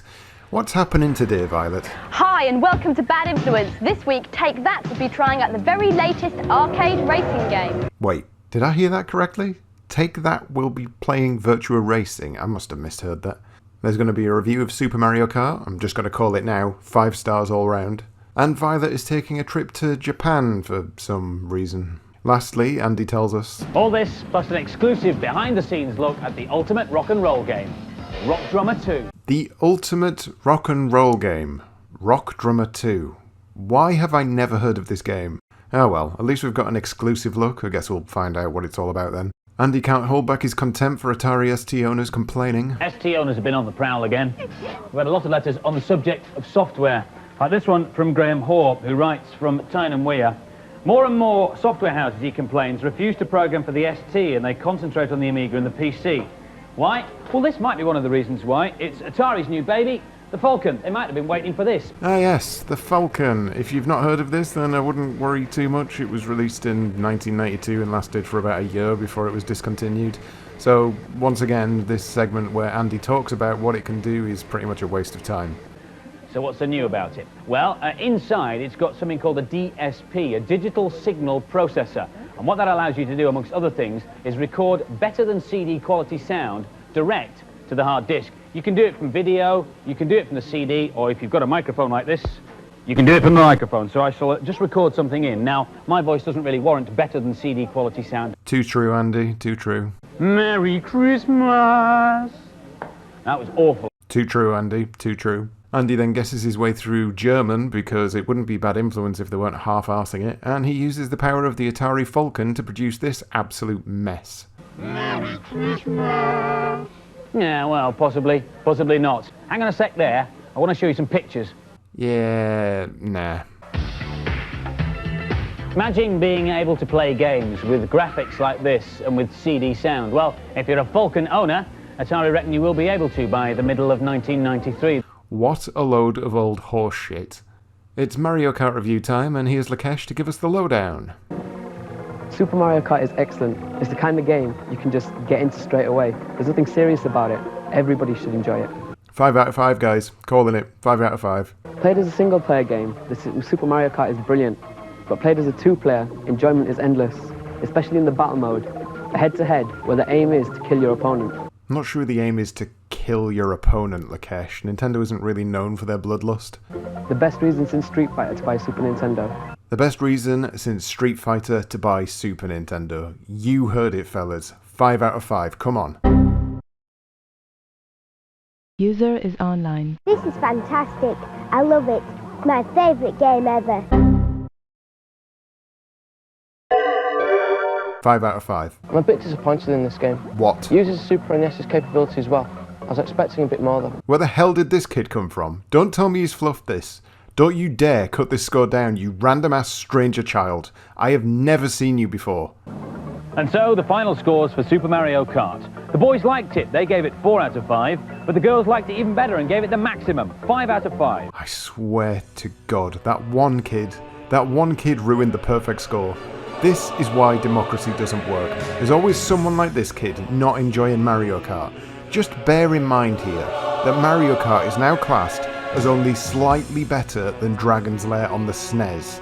Just you bear that in mind while this kid thinks about what he's done. It's Christmas time over in Namrood's shed. Not sure why it's only really Christmas in his shed. The Bad Influence studio doesn't seem to celebrate it. Anyway, what cheats have you got for us, Nam? And I've got a very special Christmas treat for all you tinsely techies. It's for my favourite game of all time. Favourite game of all time? Wow, that's quite the accolade. It better not be Dragon's Lair on the SNES or I'm cutting this episode short here. Rock Drummer 2, The World Tour. Rock Drummer 2, The World Tour? What the hell? Why have I never heard of this game, and why are they giving cheats for it if they've also got it as an exclusive coming up later? I'm so confused. And it works on all formats, including consoles. Now, as you know, it's probably the ultimate rock and roll game and one of the best platform adventure graphic beat-em-ups ever made. What? What is this game? Honestly, I can't wait till we get to the point where they actually show us what the hell this is. I've looked all over the internet and I cannot find a single damn thing about it. But Nam says it's on consoles and computers. So what gives? What is going on? I'm having an existential crisis. Anyway, over to Violet, who's currently wandering around Tokyo looking at things. This entire segment is just full of Japanese businessmen looking confused. Violet heads to Sega HQ, where cable management is not a priority. The brightest and best designers working at the edge. Well, most of them. That's all well and good, Violet, but this poor sod has probably been working a 20-hour shift. My first meeting was with the head of the Sonic 2 project team.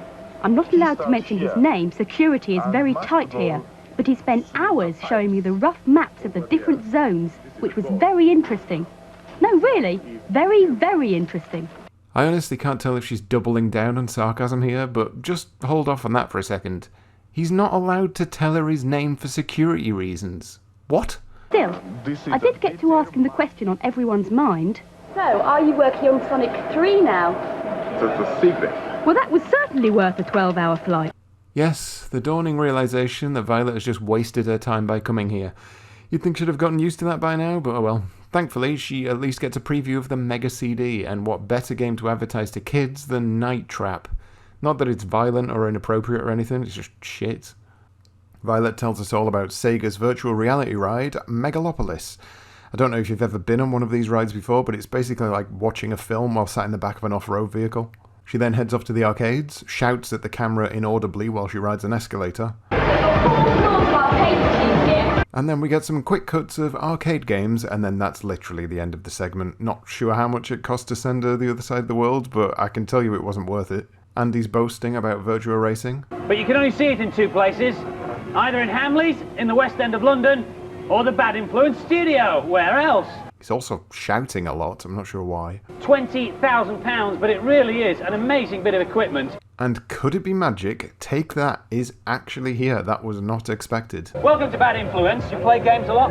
Yeah, I play Game Boy most of all. Do what you like, Gary. Yeah? I'm a bit of a Super Mario fan. How deep is your love for Mario, Gary? What about you, Jace? Do you like platform games or simulators or what? I'm very basic, me, Andy. You know, a bit of football here and there. Jason Orange does not know what games are. Tell you what though, Andy, they're not very good at them, you know what I mean? I'm the best one out of them. You're the man, are you? I'm the man. Robbie Williams thinks he's better than Take That. Some things never change. Or, wait, everything changes. Well, I think Bad Influence ought to take on Take That in a small race. Fair enough. Select your viewpoints. Here we go. And eat rubber, Johnny Popstar! Okay, Frederick interviewer, here we go. Andy and Robbie then shout a lot, but thankfully it only takes a minute before it's all done.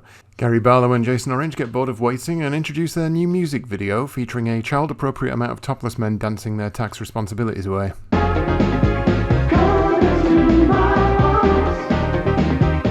Namrood is finishing off his Christmas list, and guess what he's adding? Now, if you'll excuse me, I'll just finish off my list to Santa. Rock Drummer 2 for the SNES, that's definite. Again? Why? What the hell is this game? When are they going to tell us about it? News and previews next. The budget range of classic games on the Amiga have been released, some t-shirts of Mario and Sonic that apparently only come in XXL size, and some cheat books. Exciting. Violet shows off her vintage dildo collection, and then Andy tells us that Home Alone 2 is coming out soon. If you've not seen the second Home Alone, but you have seen the first, then don't worry, you've also seen the second. Next up, it's time for a review of Dracula the Undead for the Lynx. They describe it as a role-playing game because back in the 90s you just called anything whatever the hell you wanted to. What follows is a poorly thought out segment where a kid is talking about the game while looking directly down at his lap because he's playing a handheld, and then while he's explaining how it works, the camera switches to his lap so you can't actually see what the hell is going on anyway. It's pretty fantastic. Press right, there's a little arrow that tells you which way you're controlling. Then you press up and down to select the object which you're going to use. I'm using the crucifix here so I can talk to Dracula. Then you press A to activate it. Worst explanation ever. I really hate these sort of games, but I must admit it looks impressive for a handheld. And the scores for Dracula the Undead? The boys gave it an average 3 out of 5, but the girls liked it better and awarded it 4 out of 5. No idea where these scores came from, as they absolutely whittled through that review. It sounded like the boys liked it more than the girls, but then we get this score. Honestly, I don't even know how to explain it anymore. Madden 93 review next, and look who it is, the Mario Kart ruiner. If you're an American football fan, then the Madden games is definitely for you. I don't think this is as good as the other two, though. God, listen to him, just kicking his criticisms all over the gaff. This is great. Ha! It's you, Telt. The main problem for me is in picking a formation and then playing it. Whinge, whinge, whinge. I actually preferred the last game, John Madden 92. I still give this one 4 stars out of 5, though. Oh, 4 out of 5, eh? Is that your default score, is it? Just give that to any old game, will you? Get out of here, you. Let's bring in Ghost Girl and have a nice selection of random sentences. I like this game, I like the sound effects, and I love the way you can tackle. It's a bit confusing if you don't understand American football, and it's not that hard to pick up. That's more like it. This is the same as the original. If you haven't got John Madden already, buy it. If it's the same as the original, why wouldn't you just buy that one for cheaper then? These people. 4 out of 5 each, another random score from these random children. Namrood rambles on about some cheat on Golden Axe, but no mention of Rock Drummer 2 this time, which begs the question, there's only 1 minute of this episode left, what sort of exclusive look at Rock Drummer 2 is this going to be? Anyway, last week's competition was a Lynx with Batman, and 4 lucky people won that. Pretty decent prize, all things considered. I wonder if they can top it this week. This week's competition prize is brilliant. We have 10 copies of the Take That Video, Take That and Party to give away, combined with 10 Bad Influence t-shirts. Apparently not. 2 bands got together to form Take That. What were the name of the bands? Postcards stuck down an envelope. Usual Bad Influence address by New Year's Eve, please. I'm afraid we didn't have time for the Rock Drummer 2 item, so we'll be holding that over for our first show of the new year. That's the 7th of January. That's our next show. What? Are you actually having... This isn't a live show? Are they messing with me? What the hell was all of this about? What the actual hell is going on? I am so confused. What is Rock Drummer 2? Why do they keep bringing it up? Why did they not show us what it was? I genuinely think I'm going to cry. So in summary, Bad Influence has spent the last 20 minutes banging on about a game that doesn't seem to exist, and then they don't show us anything. That's it. That's your summary. See you next time for another episode of this turd that won't flush.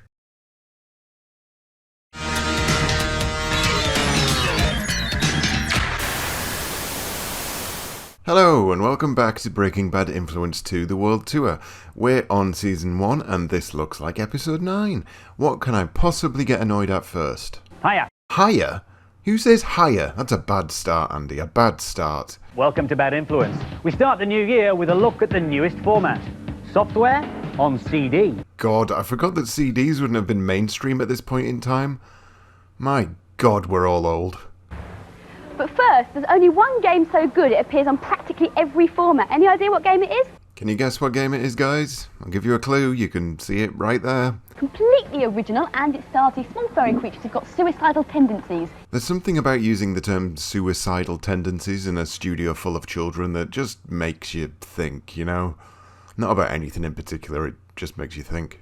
Violet then explains what Lemmings is, and then she nukes them all for a laugh. You just click on that, and you've got a 5-second countdown. 3, 2, 1. Ah! Andy slags off the Spectrum. Obviously, the graphics are quite limited, and there aren't many colours to play with either. Not one mention about how good a colour magenta is either. Andy clearly has no taste whatsoever. What do you reckon, Violet? Actually, I do agree with that. Good. Right, anyway, what is this segment? Are they just going to talk about Lemmings for half an hour? And on this one, I have to make the lemmings into blockers so that they don't fall off the platforms. I don't know if Violet is being purposefully bad at Lemmings or not, but it's actually upsetting me watching this. I think I'm going to lose a couple here. Ah! The latest version of Lemmings is on the Game Boy. Oh look, here's Lemmings on another device. Do you like Lemmings? Lemmings. Lemmings, Lemmings, Lemmings. This is state-of-the-art Lemmings. The game is exactly the same. Exactly, Andy, so what are you banging on about? If you fancy having a go at it yourself, all the details of the different Lemmings formats are at the end of the programme in the Data Blast. Oh, right, so this was just a really long advert for Lemmings, fair enough then. It's a review of Echo the Dolphin next, and look, I'm not gonna lie, I don't like Echo the Dolphin. It's not a bad game, I just think it's incredibly boring and stupid. I'm not gonna let that cloud my judgment though, let's see what the kids think. This is a really unusual game. I've never seen anything like it before. It's great to see a fresh idea on the market. You're wrong, shut up, it's shit.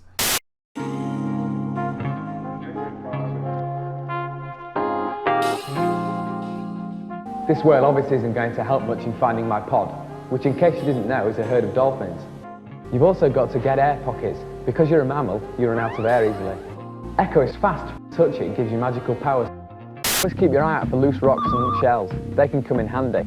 What I've got to do is, with this shell, is nudge it against the first rock, and then balance it upon my nose, and I can get through. See, how does that make any sense? Why does a shell remove rocks? Bloody ridiculous.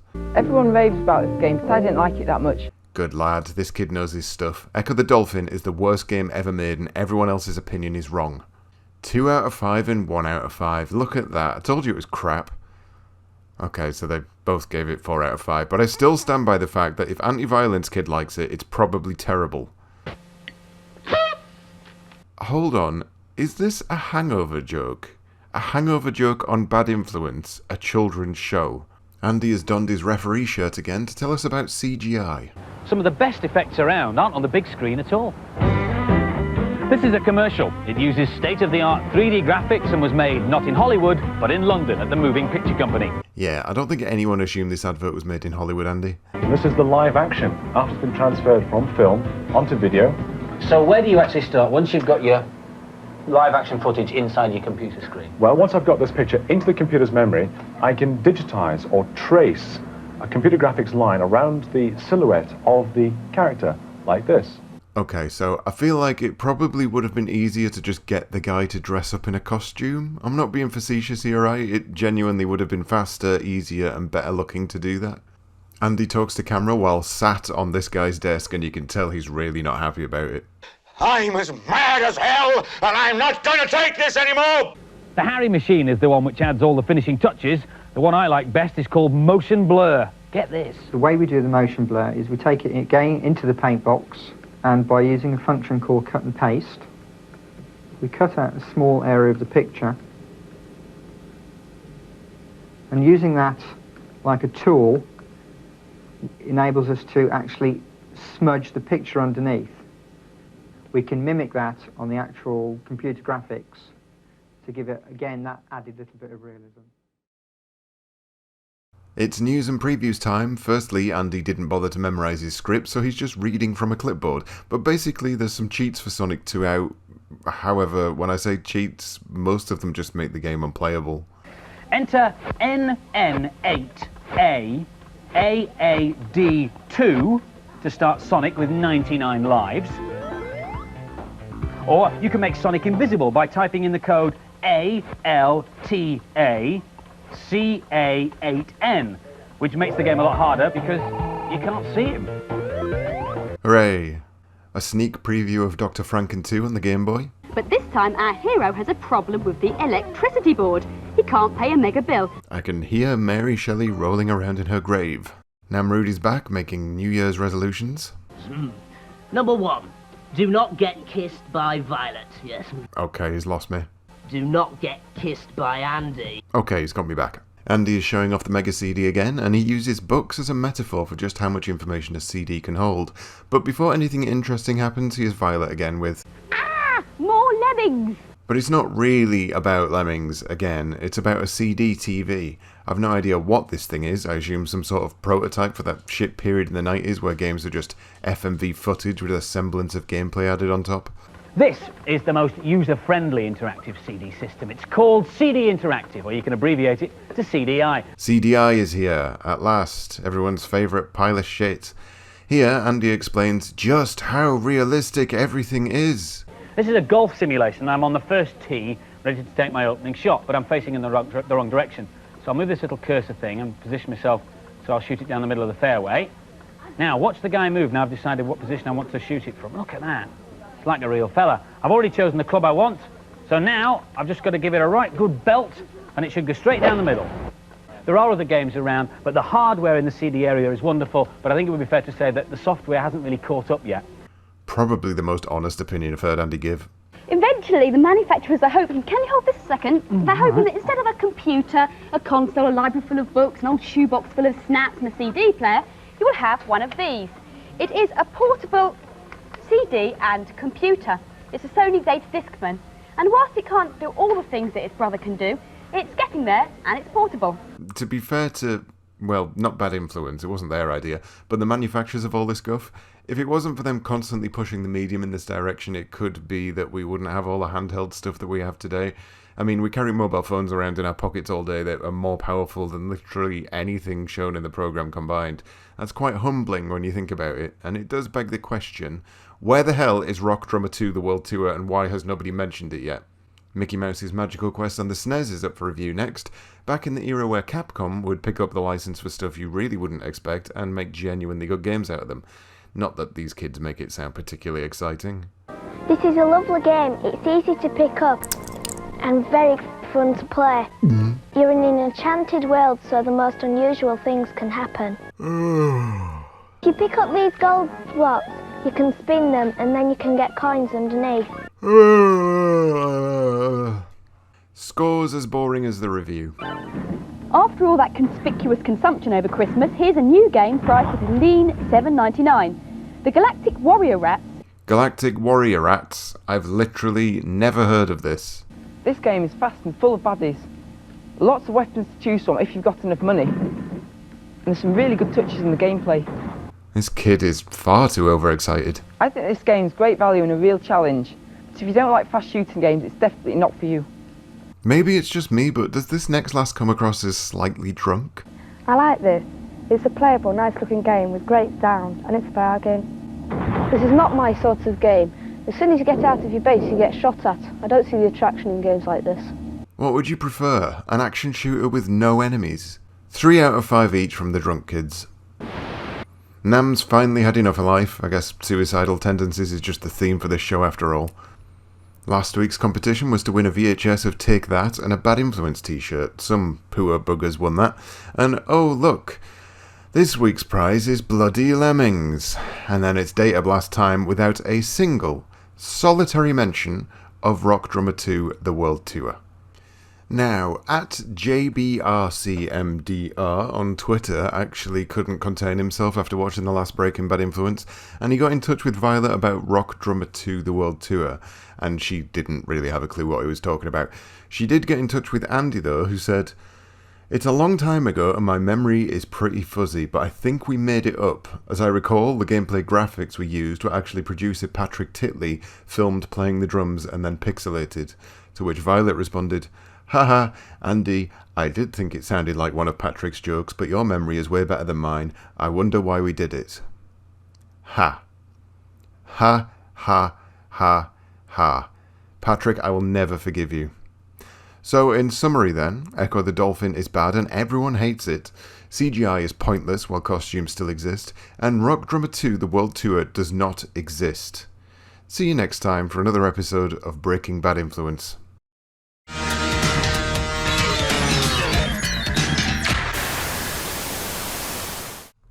Hello and welcome to Breaking Bad Influence. We're at episode number 10.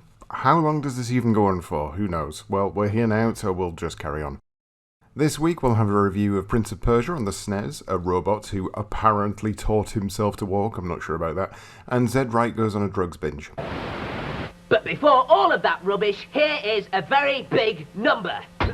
Let's just pause for a second there. That thing looks pretty heavy, right? Do you reckon it hurts? Let's just see that in slow motion. Number. That does look pretty painful. Let's just see that again. Number. Maybe once more.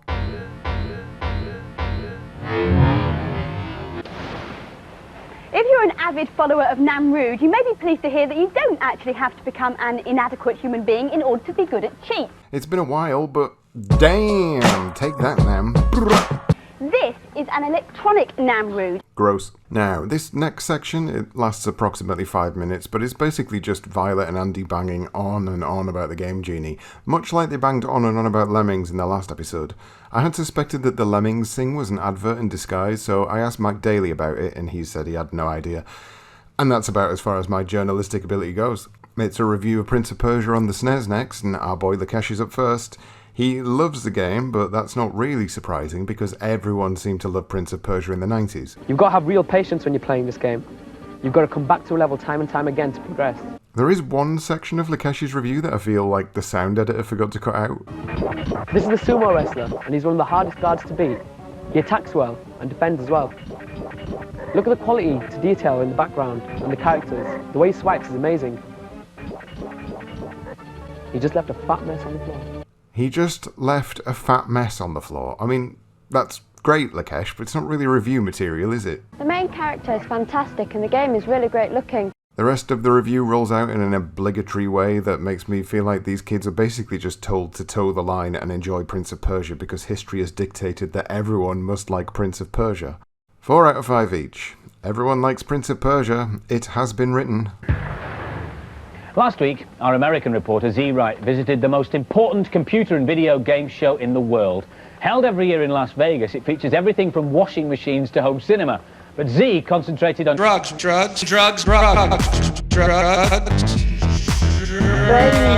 the huge Consumer Electronics Show, or CES for short. I had a real good time. Yo, Z, how you doing? Fine, Mario. What's new with you? I remember your face. But we haven't seen anything of it. Oh, yeah? Well, just take a look at this.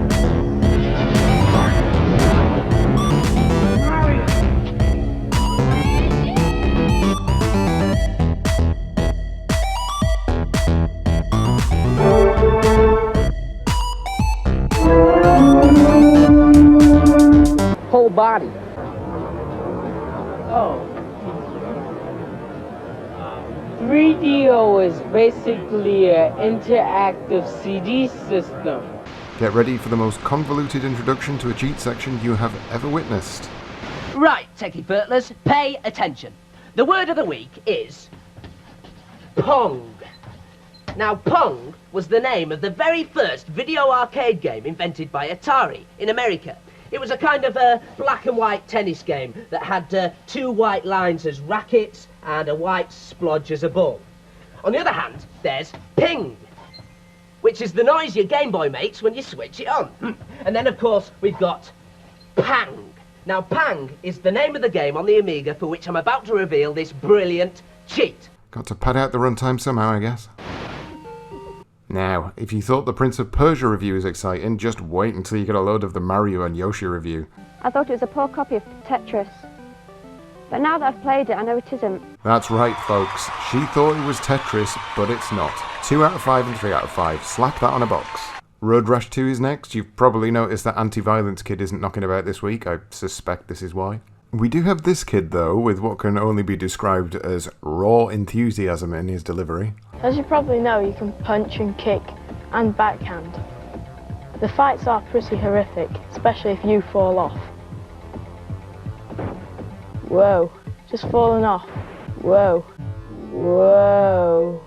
I kept getting busted by the police. Alright, love, but stay on topic. 4 out of 5 and 3 out of 5 for Road Rash, and I have to say the reviews this week have been boring. If I was a boy, I'd give them 2 out of 5, and if I was a girl, I'd give them 3 out of 5, an average score. Next up is a section about robots, and just let me point out this kid. He is watching Andy like a hawk. But yes, robots, and it's strange because they were bigging up this section in the very first episode of Bad Influence, but they've only now decided to put it in an actual episode. Anyway, this segment goes on for ages, but I can pretty much sum it up in 5 to 10 seconds. Igor, he's got 4 legs. He was programmed to teach himself how to walk. He tries moves like that. Oh, it can take days. Oh, come on then, Igor, you're on telly now. Show us how you were supposed to walk. This is how he was supposed to walk. Oh, dear. Meanwhile, Namrood is attaching jumper cables to his nipples. Lemmings was given away last week, but this week it's Road Rash 2 and a leather jacket that Andy beautifully models for us. I hope this jacket fits you better than it fits me. So, in summary then. He just left a fat mess on the floor. I thought it was a poor copy of Tetris. Whoa. See you next time for another episode of Breaking Bad Influence.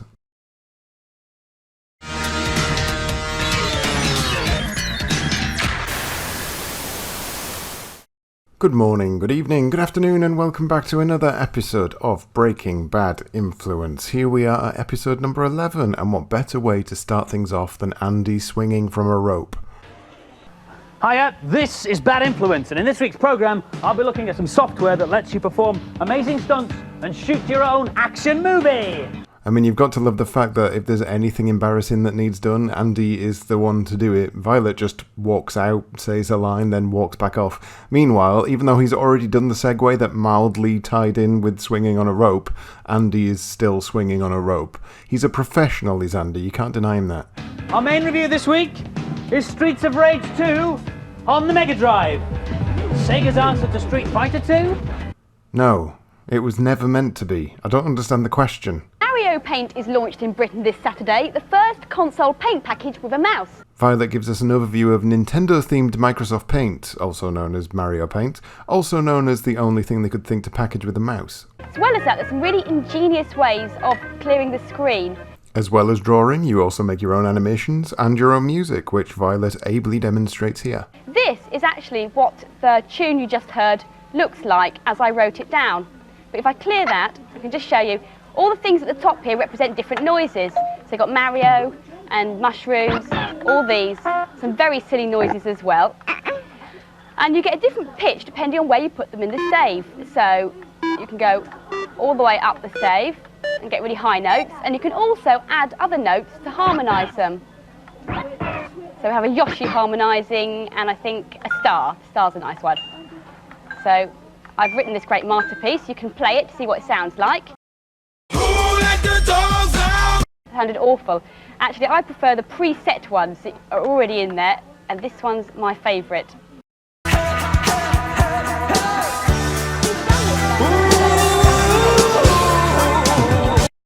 If you've done your stuff, you can save one animation, one painting and one piece of music to the cartridge because it's got a battery backup in it. But any more than that, you have to play them and record them on your VCR recorder at home. I've never heard of anyone ever recording their Mario Paint pieces onto a VCR. If you're out there, person who has done that, please let me know. Streets of Rage 2 is the review this week, and just a question, is Andy 13 feet tall or is his monitor only 2 feet off the ground? Axel and Blaze from the original are still in the new version, but they've been joined this time by two mates, Max and Skate. Here's Sarah with her thoughts. This girl loves it right off the bat. It's fast and very playable with brilliant music. The aim of the game is to clean up all the streets and beat up all the baddies. It's much faster than the original Streets of Rage. Everyone compares this to Street Fighter 2, but it's not really that fair, because they're very different games. I have never heard anyone compare Streets of Rage 2 to Street Fighter 2. They're not even in the same genre. Who is comparing these games? Stop. There's a head-to-head feature, which is excellent. No, it's not. It's an excellent game, especially if you've got somebody else to play it with.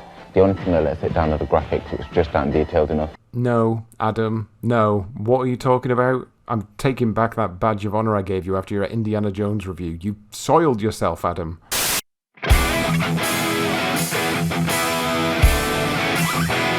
Ladies and gentlemen, it's the moment you've all been waiting for. Ghost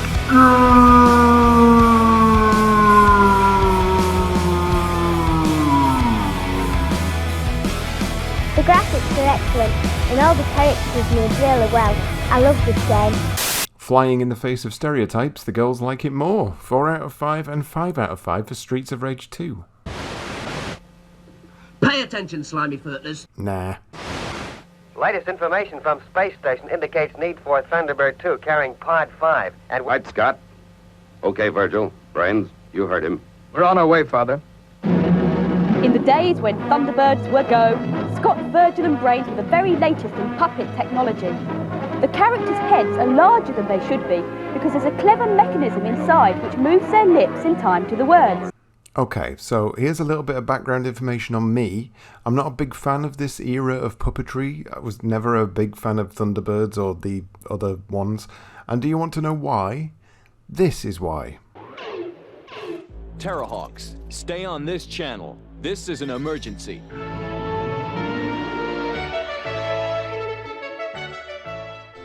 Zelda was the most terrifying thing I'd ever seen in my entire life at the age of 4 or 5, and it's also given me a very uneasy feeling about these monstrous puppets ever since.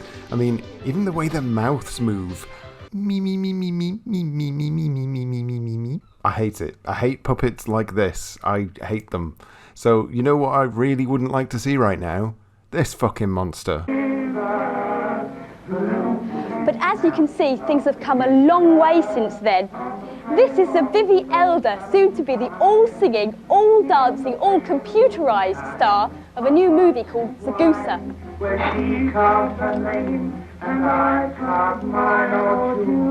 Mike Quinn on the computers, and in the Vivi, David Barclay. Imagine the smell inside that helmet. What we do is we puppeteer in the moves. For example, this is the mouth control.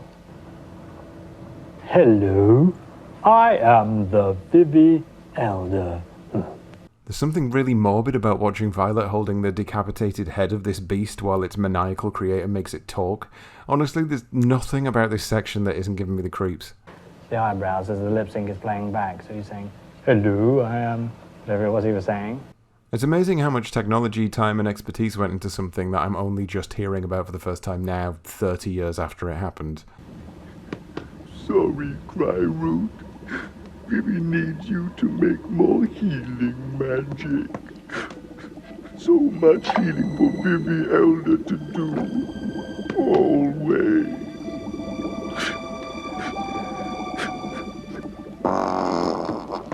You may have read in the papers recently about computer games and epilepsy and how one can cause the other. Well, just to be clear, Andy, epilepsy can't cause games. And the Sun even went so far as to print this pretty scary headline, Nintendo killed my son. Oh my god, are they taking on the mainstream media? Well, is it all true then, or a lot of media hype? Oh my god, they're taking on the mainstream media. Well, the brain just stops doing what it normally does. It can be triggered, of course, by different things. It can be triggered by flashing lights, or it can be triggered by lack of food, hunger, boredom. But in this particular instance, it's triggered by the television screen flashing at a particular rate. It's got nothing to do with whether it's got a computer game on it or not? No, not at all. It's the flicker rate on this particular screen. Right. Can you catch it from a television screen? No, definitely not. You have to have already that inbuilt susceptibility.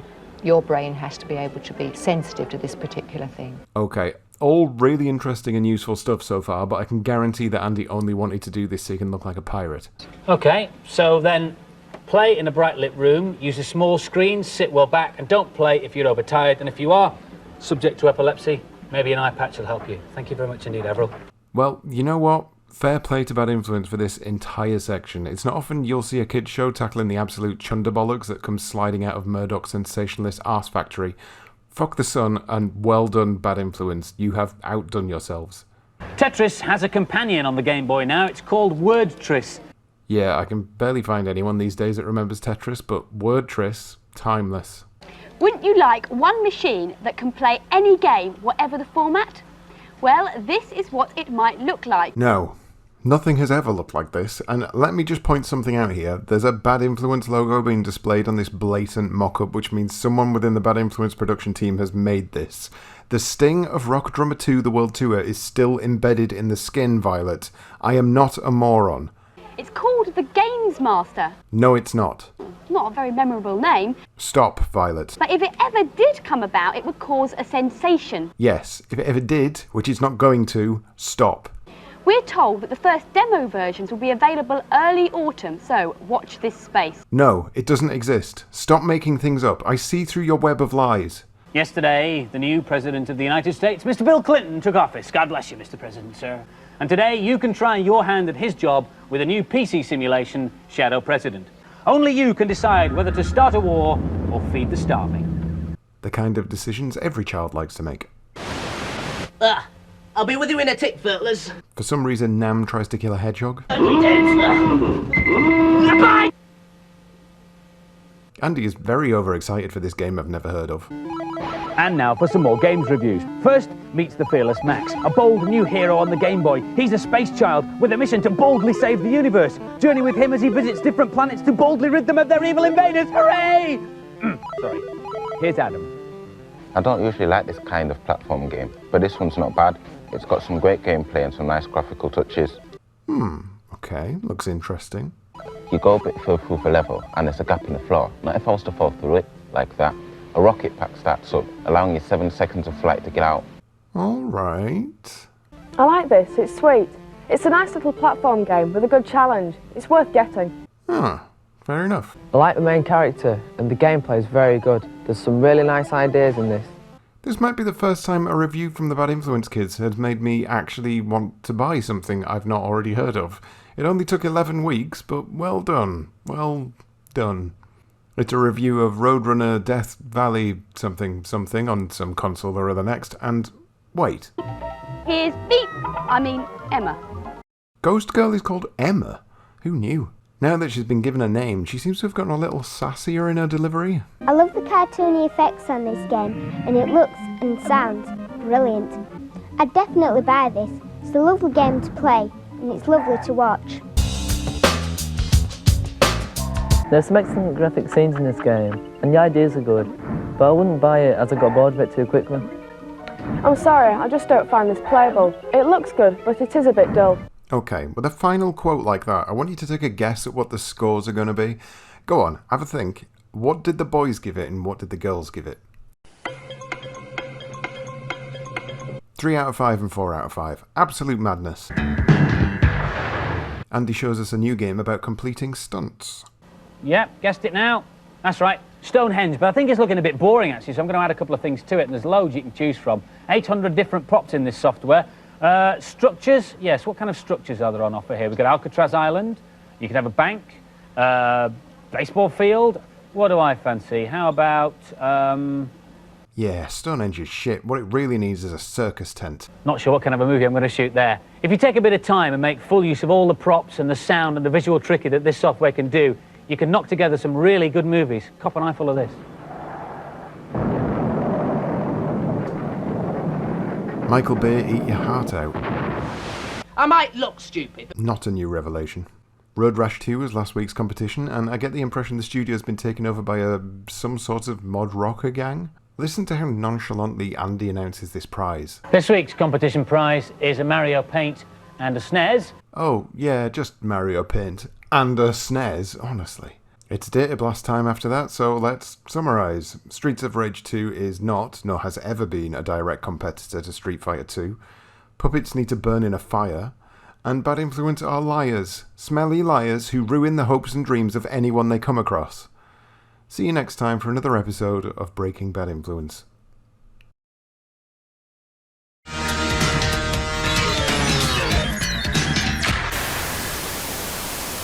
Hiya. Hiya. And welcome back to Breaking Bad Influence, the show in which I take Andy Crane and Violet Berlin's 90s malarkey and prod it with a stick. Hiya. Hiya. Welcome to a very special Bad Influence. The whole show this week is being transmitted in surround sound. Surround sound. Our main review is Super Star Wars on the SNES. Super Star Wars on the SNES. Now being reported from Universal Studios in Hollywood, where you can experience movie special effects all day, every day, and it's all done with computers. Not sure if you got any of that, but Zed said he's doing something with computers, probably. And I'll be leaving the studio to play the very latest laser game. Yep, someone's let Violet out of the studio again. I'll let you place your bets now. Was Violet allowed to go to Laser Quest on her own, or could Andy not bear the thought of Violet having fun without him? We'll find out later. First, this is a new game out on the SNES in May. It's called King Arthur's World, and it's a strategy game set in medieval times. But what's really new and interesting about this game is that it's the first one ever to use surround sound. So, King Arthur's World is a game that I do have a bit of experience with, as I used to own it, and I never realised it was the first game to use surround sound. I remember finding the option in the menu and switching it on and getting some sort of auditory placebo effect, because I was convinced it sounded better, when, in actual fact, it sounded no different, because I was playing the game on a portable TV with a mono speaker built in. So what's surround sound? Well, it's exactly what you might imagine. It's sound designed to surround you. Come on, we all knew that was coming, didn't we? It was originally used in cinemas. You may have experienced it there. When you see maybe a plane taking off and it comes over the screen and supposedly goes off into the distance, you don't see it, but you hear it. Or if something approaches you from behind. Why do you always have to go there, Andy? Maybe you've got a TV and you've got a video, but you'd still like surround sound. Then what you need to buy is a special amplifier like this. These, though, are rather expensive. Yeah, all you need are thousands of pounds in equipment. Piece of piss. One on left and right of the television. Sometimes there's one down here too, a centre speaker for centre sounds and speech. I have to say, I'm really enjoying this SNES fantasy music playing while Andy explains speaker systems in a studio full of children. It's beautifully framed. But how does it work for the game? Well, when you start, you get the test screen. Now, if you're listening at home in surround sound, you should get the full benefit of this. It starts in front, goes round to my right, behind me on my left, front right, right. You do have to wonder what the benefit of a surround sound system is when utilised by a 2D game. Nothing technically should be happening behind you at all. If I was going to spend $1,000 on an amp in the 90s, it probably wouldn't be King Arthur's World that got me to do that. But what's the game like? Well, the programmers say it's really difficult. It should take expert game players a year to finish this, so I'll probably be finishing it around about my 65th birthday. I'm not sure how old Andy is these days, but I did send him a tweet asking if he was A, 65, and B, whether or not he'd finished King Arthur's World yet. He didn't respond. I think he's in a mood with me for some reason. Anyway, if you've never played King Arthur's World, it's pretty good. It's a bit slow, but it's basically like Lemmings crossed with an RTS, and no one seems to remember it, even though it was a fairly novel idea. Backing away from surround sound and going back to plain old stereo, it's a review of Super Star Wars on the SNES. This is an amazing game. It's a 3D shoot-'em-up and platform game in one. It's got everything you need. Come on, anti-violence kid, make up your mind. You don't like violence, but you're quite happy if it's Luke Skywalker murdering everything in sight. The double standards on this kid, Jesus. This is the Land Speeder level. It's one of my favourite levels. His favourite is level 2, which, to be fair, is probably about as far as he got because the game is bastard hard. What you've got to do is kill the Jawas, kill the Jawas, kill the Jawas, kill the Jawas. The graphics are really good, but I'm not that keen on it. It's just gratuitous violence. All the levels on this game are really challenging, but I think this one's my favourite. You can tell he's got a lot to say about the game when he tells you the second level is his favourite level twice in the space of a minute. I think I'd buy this game. It's a bit expensive, but it's worth it. It's the same price as every game on the SNES, you madman. This is smooth with beautiful graphics. I think it's perfect. It's the best shoot-'em-up I've ever seen. It's alright. I'd pay £60 for this. I don't say that about many games. This coming from the kid who didn't like Mario Kart. At least he knows what he is. 5 out of 5 each on Star Wars. Just wait until the prequels come out, kids, then you'll be sorry.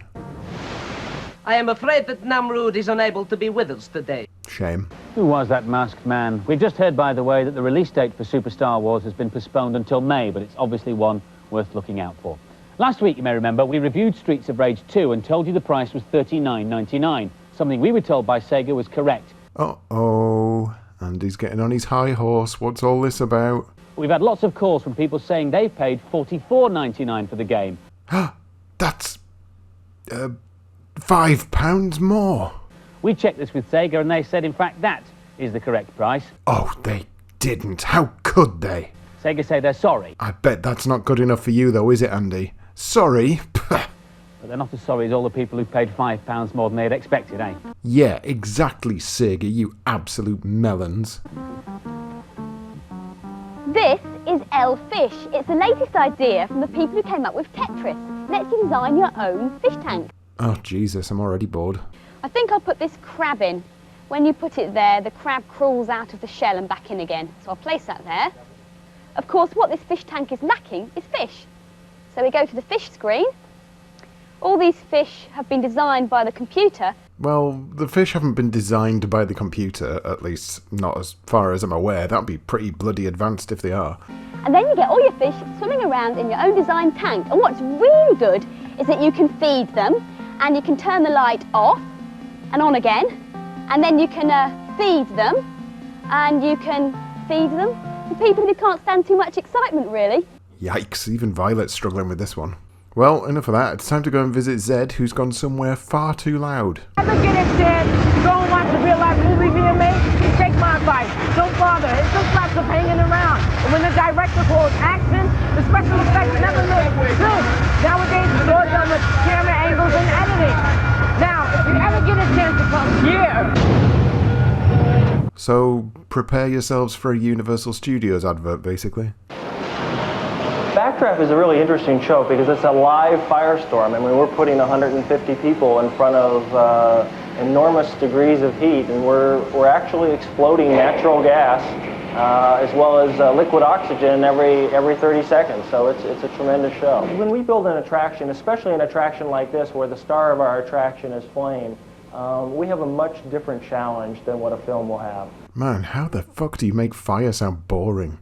Not only do we have to do it repeatably, we have to do it hundreds of times a day. We do it 12 times an hour, 150 times a day, all year long. The most exciting thing that happens in this entire segment is right at the end when Zed finishes waffling on and some woman says, "Aha!" in the background. Well, after that, there's only one thing for it. I'm off to a barbecue. Hey, stay cool, Zed. Nam's got some cheats for Cool World. I've never played it, nor have I seen the film it's based on, but I can see from the TV there that it's by Ocean, so I'm going to just go ahead and presume it's a platform game. Far out and groovy, man. Peace and love, Nam. Get a room, you two. Bad Influence magazine has just hit the newsstands, packed full of news, views, reviews, and behind-the-scenes stories. All that and more for just $1.95. Yes, we're now at episode 12, and we're only on the second issue of Bad Influence magazine. What was the turnaround on this thing? One magazine every 3 months. I think it was cancelled after this one anyway, so it doesn't really matter. Next up, it's a review of Ariel, the Little Mermaid on the Mega Drive. It basically looks like an even shitter Echo the Dolphin. If you like the film, you'll probably enjoy the game. That's not how this works at all. I like the Super Mario Brothers game, but I don't like the film. I hope she's had time to think about how silly she's been over this past 30 years. These wriggly snakes are merpeople who've been changed. Yeah, I don't think they're wriggly snakes. I think those are eels. Is no one going to fact-check these children before they go on air? Ridiculous. I like the idea that she has to sing to her enemies.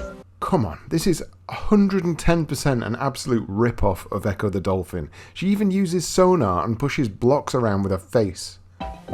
You should look into the treasure chest because there's all sorts of treasure hidden. Well, it's not hidden that well, is it? It's in a treasure chest. That's the first place you'd think to look. This is just a poorer version of Echo the Dolphin. Oh no. Oh dear. I've accidentally agreed with Anti-Violence Kid. I need to cleanse myself. This is just a poorer version of Echo the Dolphin. The graphics are really good, but I'm not that keen on it. It's just gratuitous violence. Okay, this is great fun to play. It's really fast. It's good graphics. Oh, I've just fallen down a hole. Here comes a random girl with a random opinion. Take a good look and have a think. Number 1, what will be her final thought about the game? And number 2, will she buy it or not? I'll give you 2.5 seconds, starting now. gratuitous violence. I like the sound she makes when she sings. I'd buy this. If you got that right, congratulations. You've been invited to become a child reviewer on Bad Influence because your opinions are random and baseless. Anyway, 3 out of 5 and 4 out of 5. It looks wank. Return to the dawn of history with Dynolympics on the link. Right. I don't know the links or any of the games on it, so do you know how many times I had to listen to us say this name? Dynolympics. Dynolympics. Dynolympics. Dino-Olympics. Dynolympics. Dino something? Dynolympics. Dino-Olympics. Dynolympics. Diana-Olympics? Dynolympics. Dynolympics. After 5 listens, I still couldn't work it out, so I had to search online for dinosaur games on the links, and then look through screenshots until I found one that matched. The first thing that strikes you about this game is how good it looks. The graphics are the best I've seen on a handheld, and it's extremely playable. Extremely playable. Look, I'm going to be honest, I haven't played this, I've never even heard of this before, but if Humans was a shit version of Lemmings, this looks like a shit version of Humans. I might buy this. That's the kind of on-the-fence British attitude this country needs. I like this game, even though it's not in the same league as Lemmings. But if you're a fan of puzzle games, this is well worth getting. So this guy slags off Mario Kart, but likes whatever the hell this is and that other game. He's on the wrong side of history. Cancelled. 4 out of 5 each. Absolute parsnips.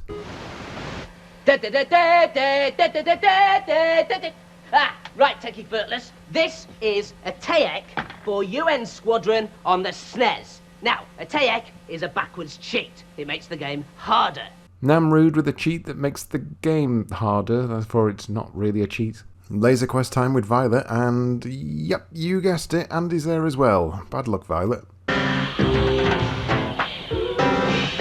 It's so dark in here that we've had to use special cameras, which is why the pictures look a bit grainy. To be fair, Violet, after 30 years, it doesn't look that different to the rest of the video. There's a fantastic over-the-top death scene from Andy for you here.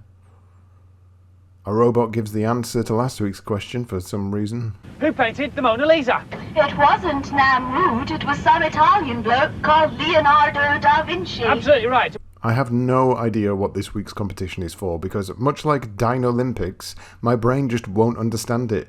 All I'm hearing is a Marissa and a Mega Drive. This week's competition prize is a Minister and a Mega Drive. A Minister and a Mega Drive. Finally, an evil Namrude looks down on Violet and Andy before the data blast finally kicks the bucket over. So, in summary then, Anti-Violence Kid is fine with violence if it involves Star Wars, Fire is boring, and Diana-Olympics. Dynolympics. Dana-Olympics. Dynolympics. Darren-Olympics. Dynolympics. Dynolympics. See you next time for another episode of Breaking Bad Influence.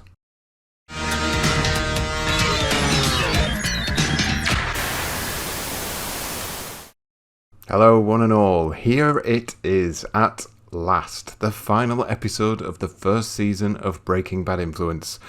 It's been a long ride, sometimes it's been exciting, sometimes it's been boring. But it's always been bad influence. What a load of scrotty rubbish. Let's just hope the final episode takes us out with a bang. What's coming up today, Violet? Welcome to the last Bad Influence of the series. Our main review is the long-awaited Lemmings 2 on the Amiga. Lemmings again. Right, set your expectations low, everyone. No, lower than that. Zed goes off to get his hair permed in front of a live studio audience. And Andy takes a look at vomit-inducing 1993 VR. Nam tells us he's selling off all the equipment in the shed as this is the last episode and he doesn't need it anymore for he's about to be unemployed, which, funnily enough, if he'd kept hold of it until now, would probably see him sorted for retirement. Maybe 25p. This is the Barcode Battler, the latest craze in Japan, which is apparently even outselling the Game Boy. Oh look, it's that thing everyone wanted until one of their rich mates actually got their hands on one and everyone realised barcodes really aren't that exciting. Who knew? The aim of the game is, of course, to save the world. To do this, you can enlist the help of various wizards and warriors. For example, if I chose Jawbreaker, if I turn it around, you can see on the back there's a barcode. And I can put this barcode into the barcode reader on the machine. And you can see it has allotted me 4,000 energy, 1,200 attack and 700 defence. Now, the Barcode Battler will come up with an enemy for me and give them a certain amount of points. And then it'll start a battle. And the aim of that is I've got to get the enemy's points down to 0, the energy points, and keep my energy points full. To help me, I've got all these cards, power-ups and special weapons and the like. Now, so far, so exciting. Yeah, you really sold me on that one, Violet. But the reason this is really popular is because you can cut out the barcodes on various groceries and use those to give you energy and warriors and the like.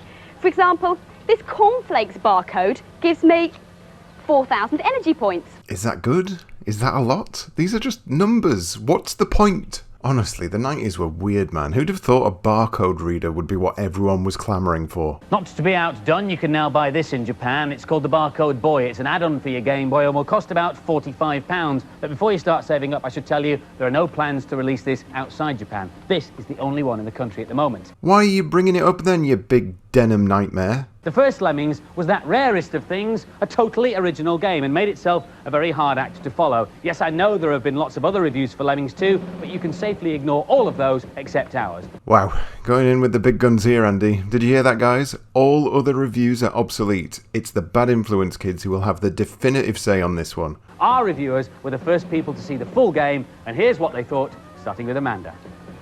This game's a lot better than the original. You have 12 new tribes, and you have 42 extra skills. Amanda seems very distracted. What the hell is she looking at? This game's a lot better than the original. You have 12 new tribes, and you have 42 extra skills. Before you start the game, it's important that you look around so that you know where you're going. Top tip for you all there. And the music's really good because it actually goes with what the tribe is. Like this tribe is Scottish and it's got Scottish music. The good thing about this Lemmings is that they don't die when they drop a long way, they just get a bit dazzled. I've now put it on fast forward again. But there's something in my way, so I'm just going to have to bang that out of the way. I'm going to fast forward it again so that they go back home. Remember, guys, all other reviews on this game are null and void. It's just a shame that this isn't really a review, it's just a video of someone waffling on while they play Lemmings 2. If you preferred the original Lemmings, without the set dressing and the ethnic tunes, there's a classic tribe. Yeah, if you're a big racist and you don't like Lemmings from other cultures, don't worry, you've still got some pure patriotic vanilla Lemmings to play with. This is well worth buying, even if you have the original. It's a massive game, and I can't wait to get it. I'd certainly buy this game, so I won't give it full marks. Despite all the new improved features, it's still basically the same game. I think we can all see that. It's a must for puzzle fans. Well, that's got to be the fastest in and out review on the entirety of Bad Influence. It's a must for puzzle fans. 4 out of 5 and 5 out of 5 for Lemmings 2. Remember, this is the only score that matters. All of the reviews are gobshite.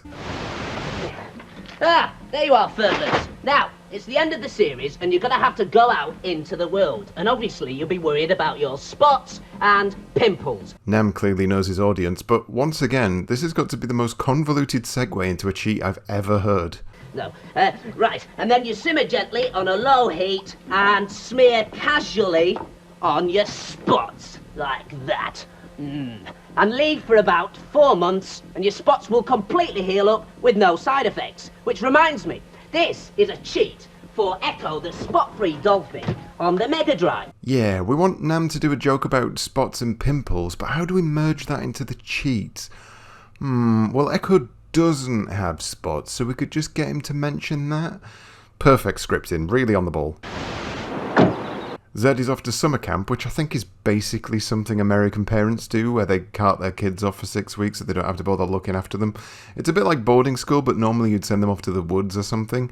This being the 90s, however, and with technology on the rise, they've sent him to Seattle to go to virtual reality camp.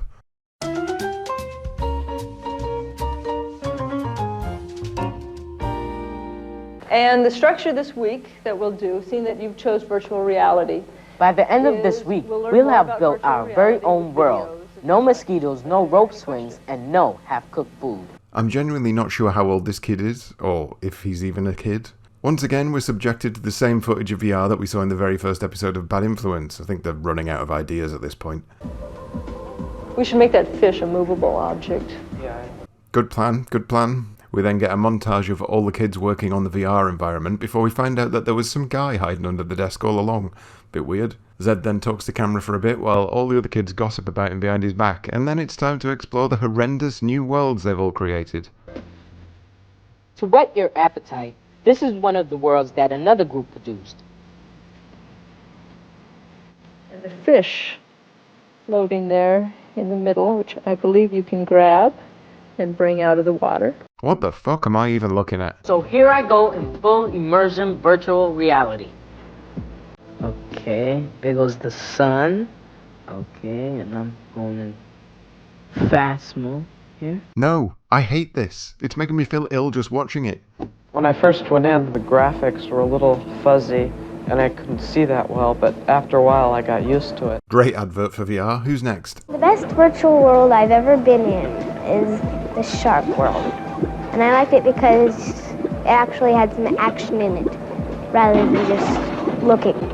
Yep, so none of the stuff that the kids made was of any entertainment value whatsoever. She basically liked the pre-built demo. Summer camp has been an all-round success so far. Who's next? If I had to choose between virtual reality and real life, I'd probably choose real life because you have more control over yourself. Pretty sure this kid's just high. So what are you doing next summer? You'll never guess where I'll be.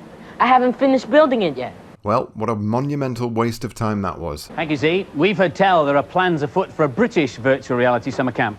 We'll keep you posted on any developments. That should be next year. No thanks. Virtual reality machines are becoming very popular in arcades at the moment. In fact, a brand new dedicated VR centre called Virtual Quest opened last Thursday on Tower Hill in London. It's only the second place in the country where you can experience the full VR role-play game Legend Quest. Legend Quest. Could they have picked a more generic name? The other centre in Nottingham is now a mecca for people who want to become elves. That is the most gentle skeleton stabbing I've ever seen. Brand new game designed to run on this kit, being expertly demonstrated by my friend and colleague Miss Violet Berlin. It's called Grid Warriors, and it should be out in the summer. Violet demonstrates this new VR game by ably shooting at nothing before declaring, Look, I found my feet. Look, if I look down. It's marvellous, Violet. The universe is safe in your hands. After last week's programme, when Nam gave you a cheat for Sonic 2, our phones went crazy with calls wanting to know what it was, because none of you had written it down. Ah, so it's not just me then. No one listens to what Nam has to say, even when it's something they might actually want to hear.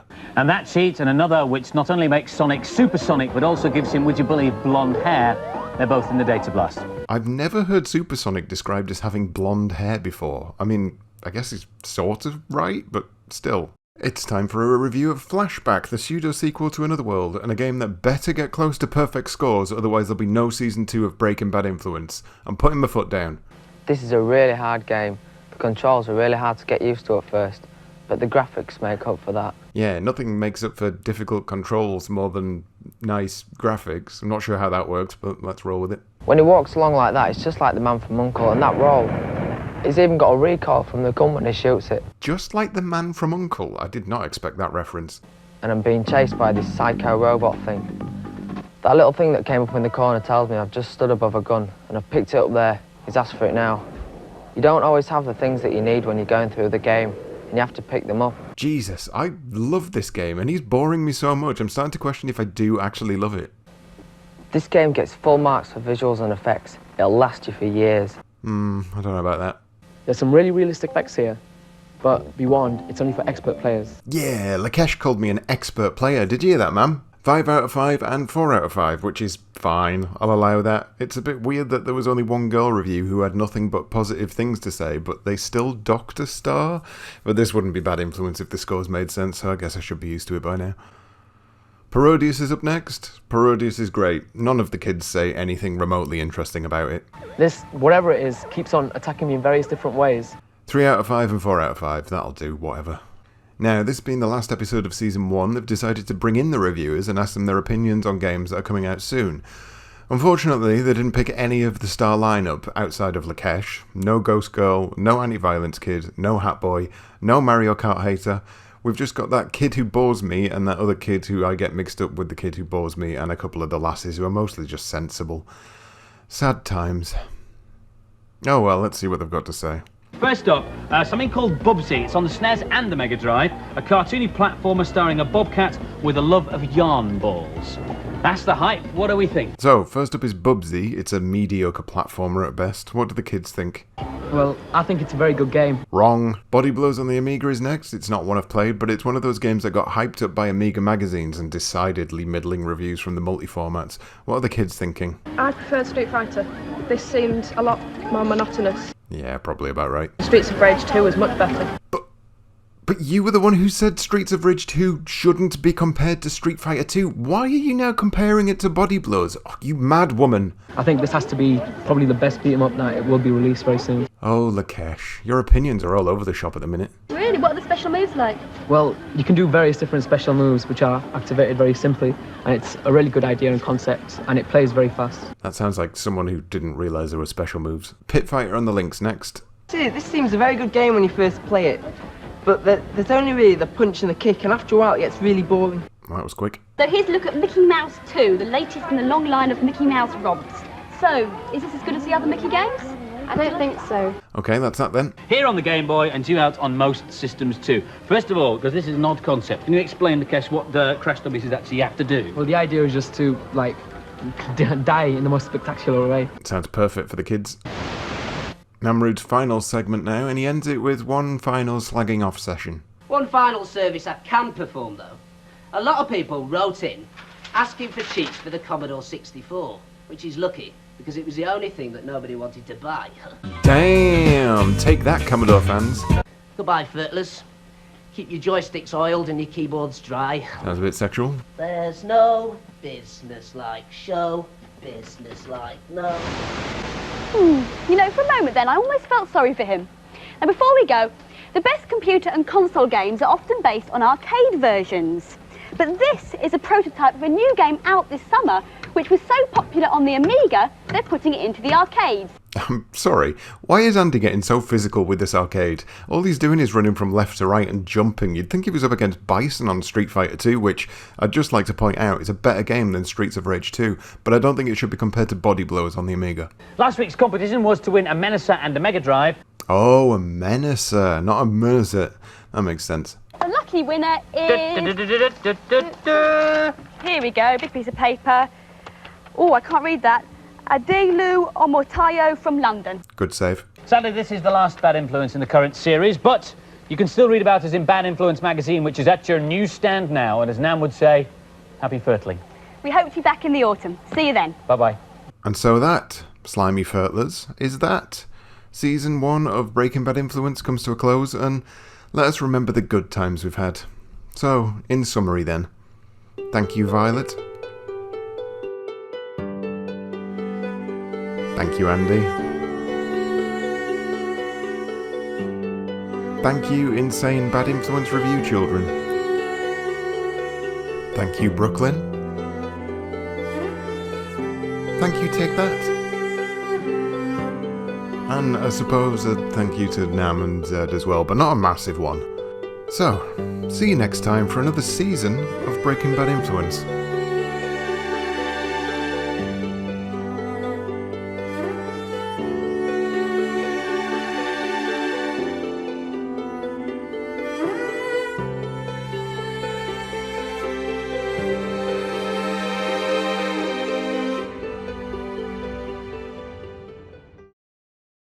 I'd definitely buy this.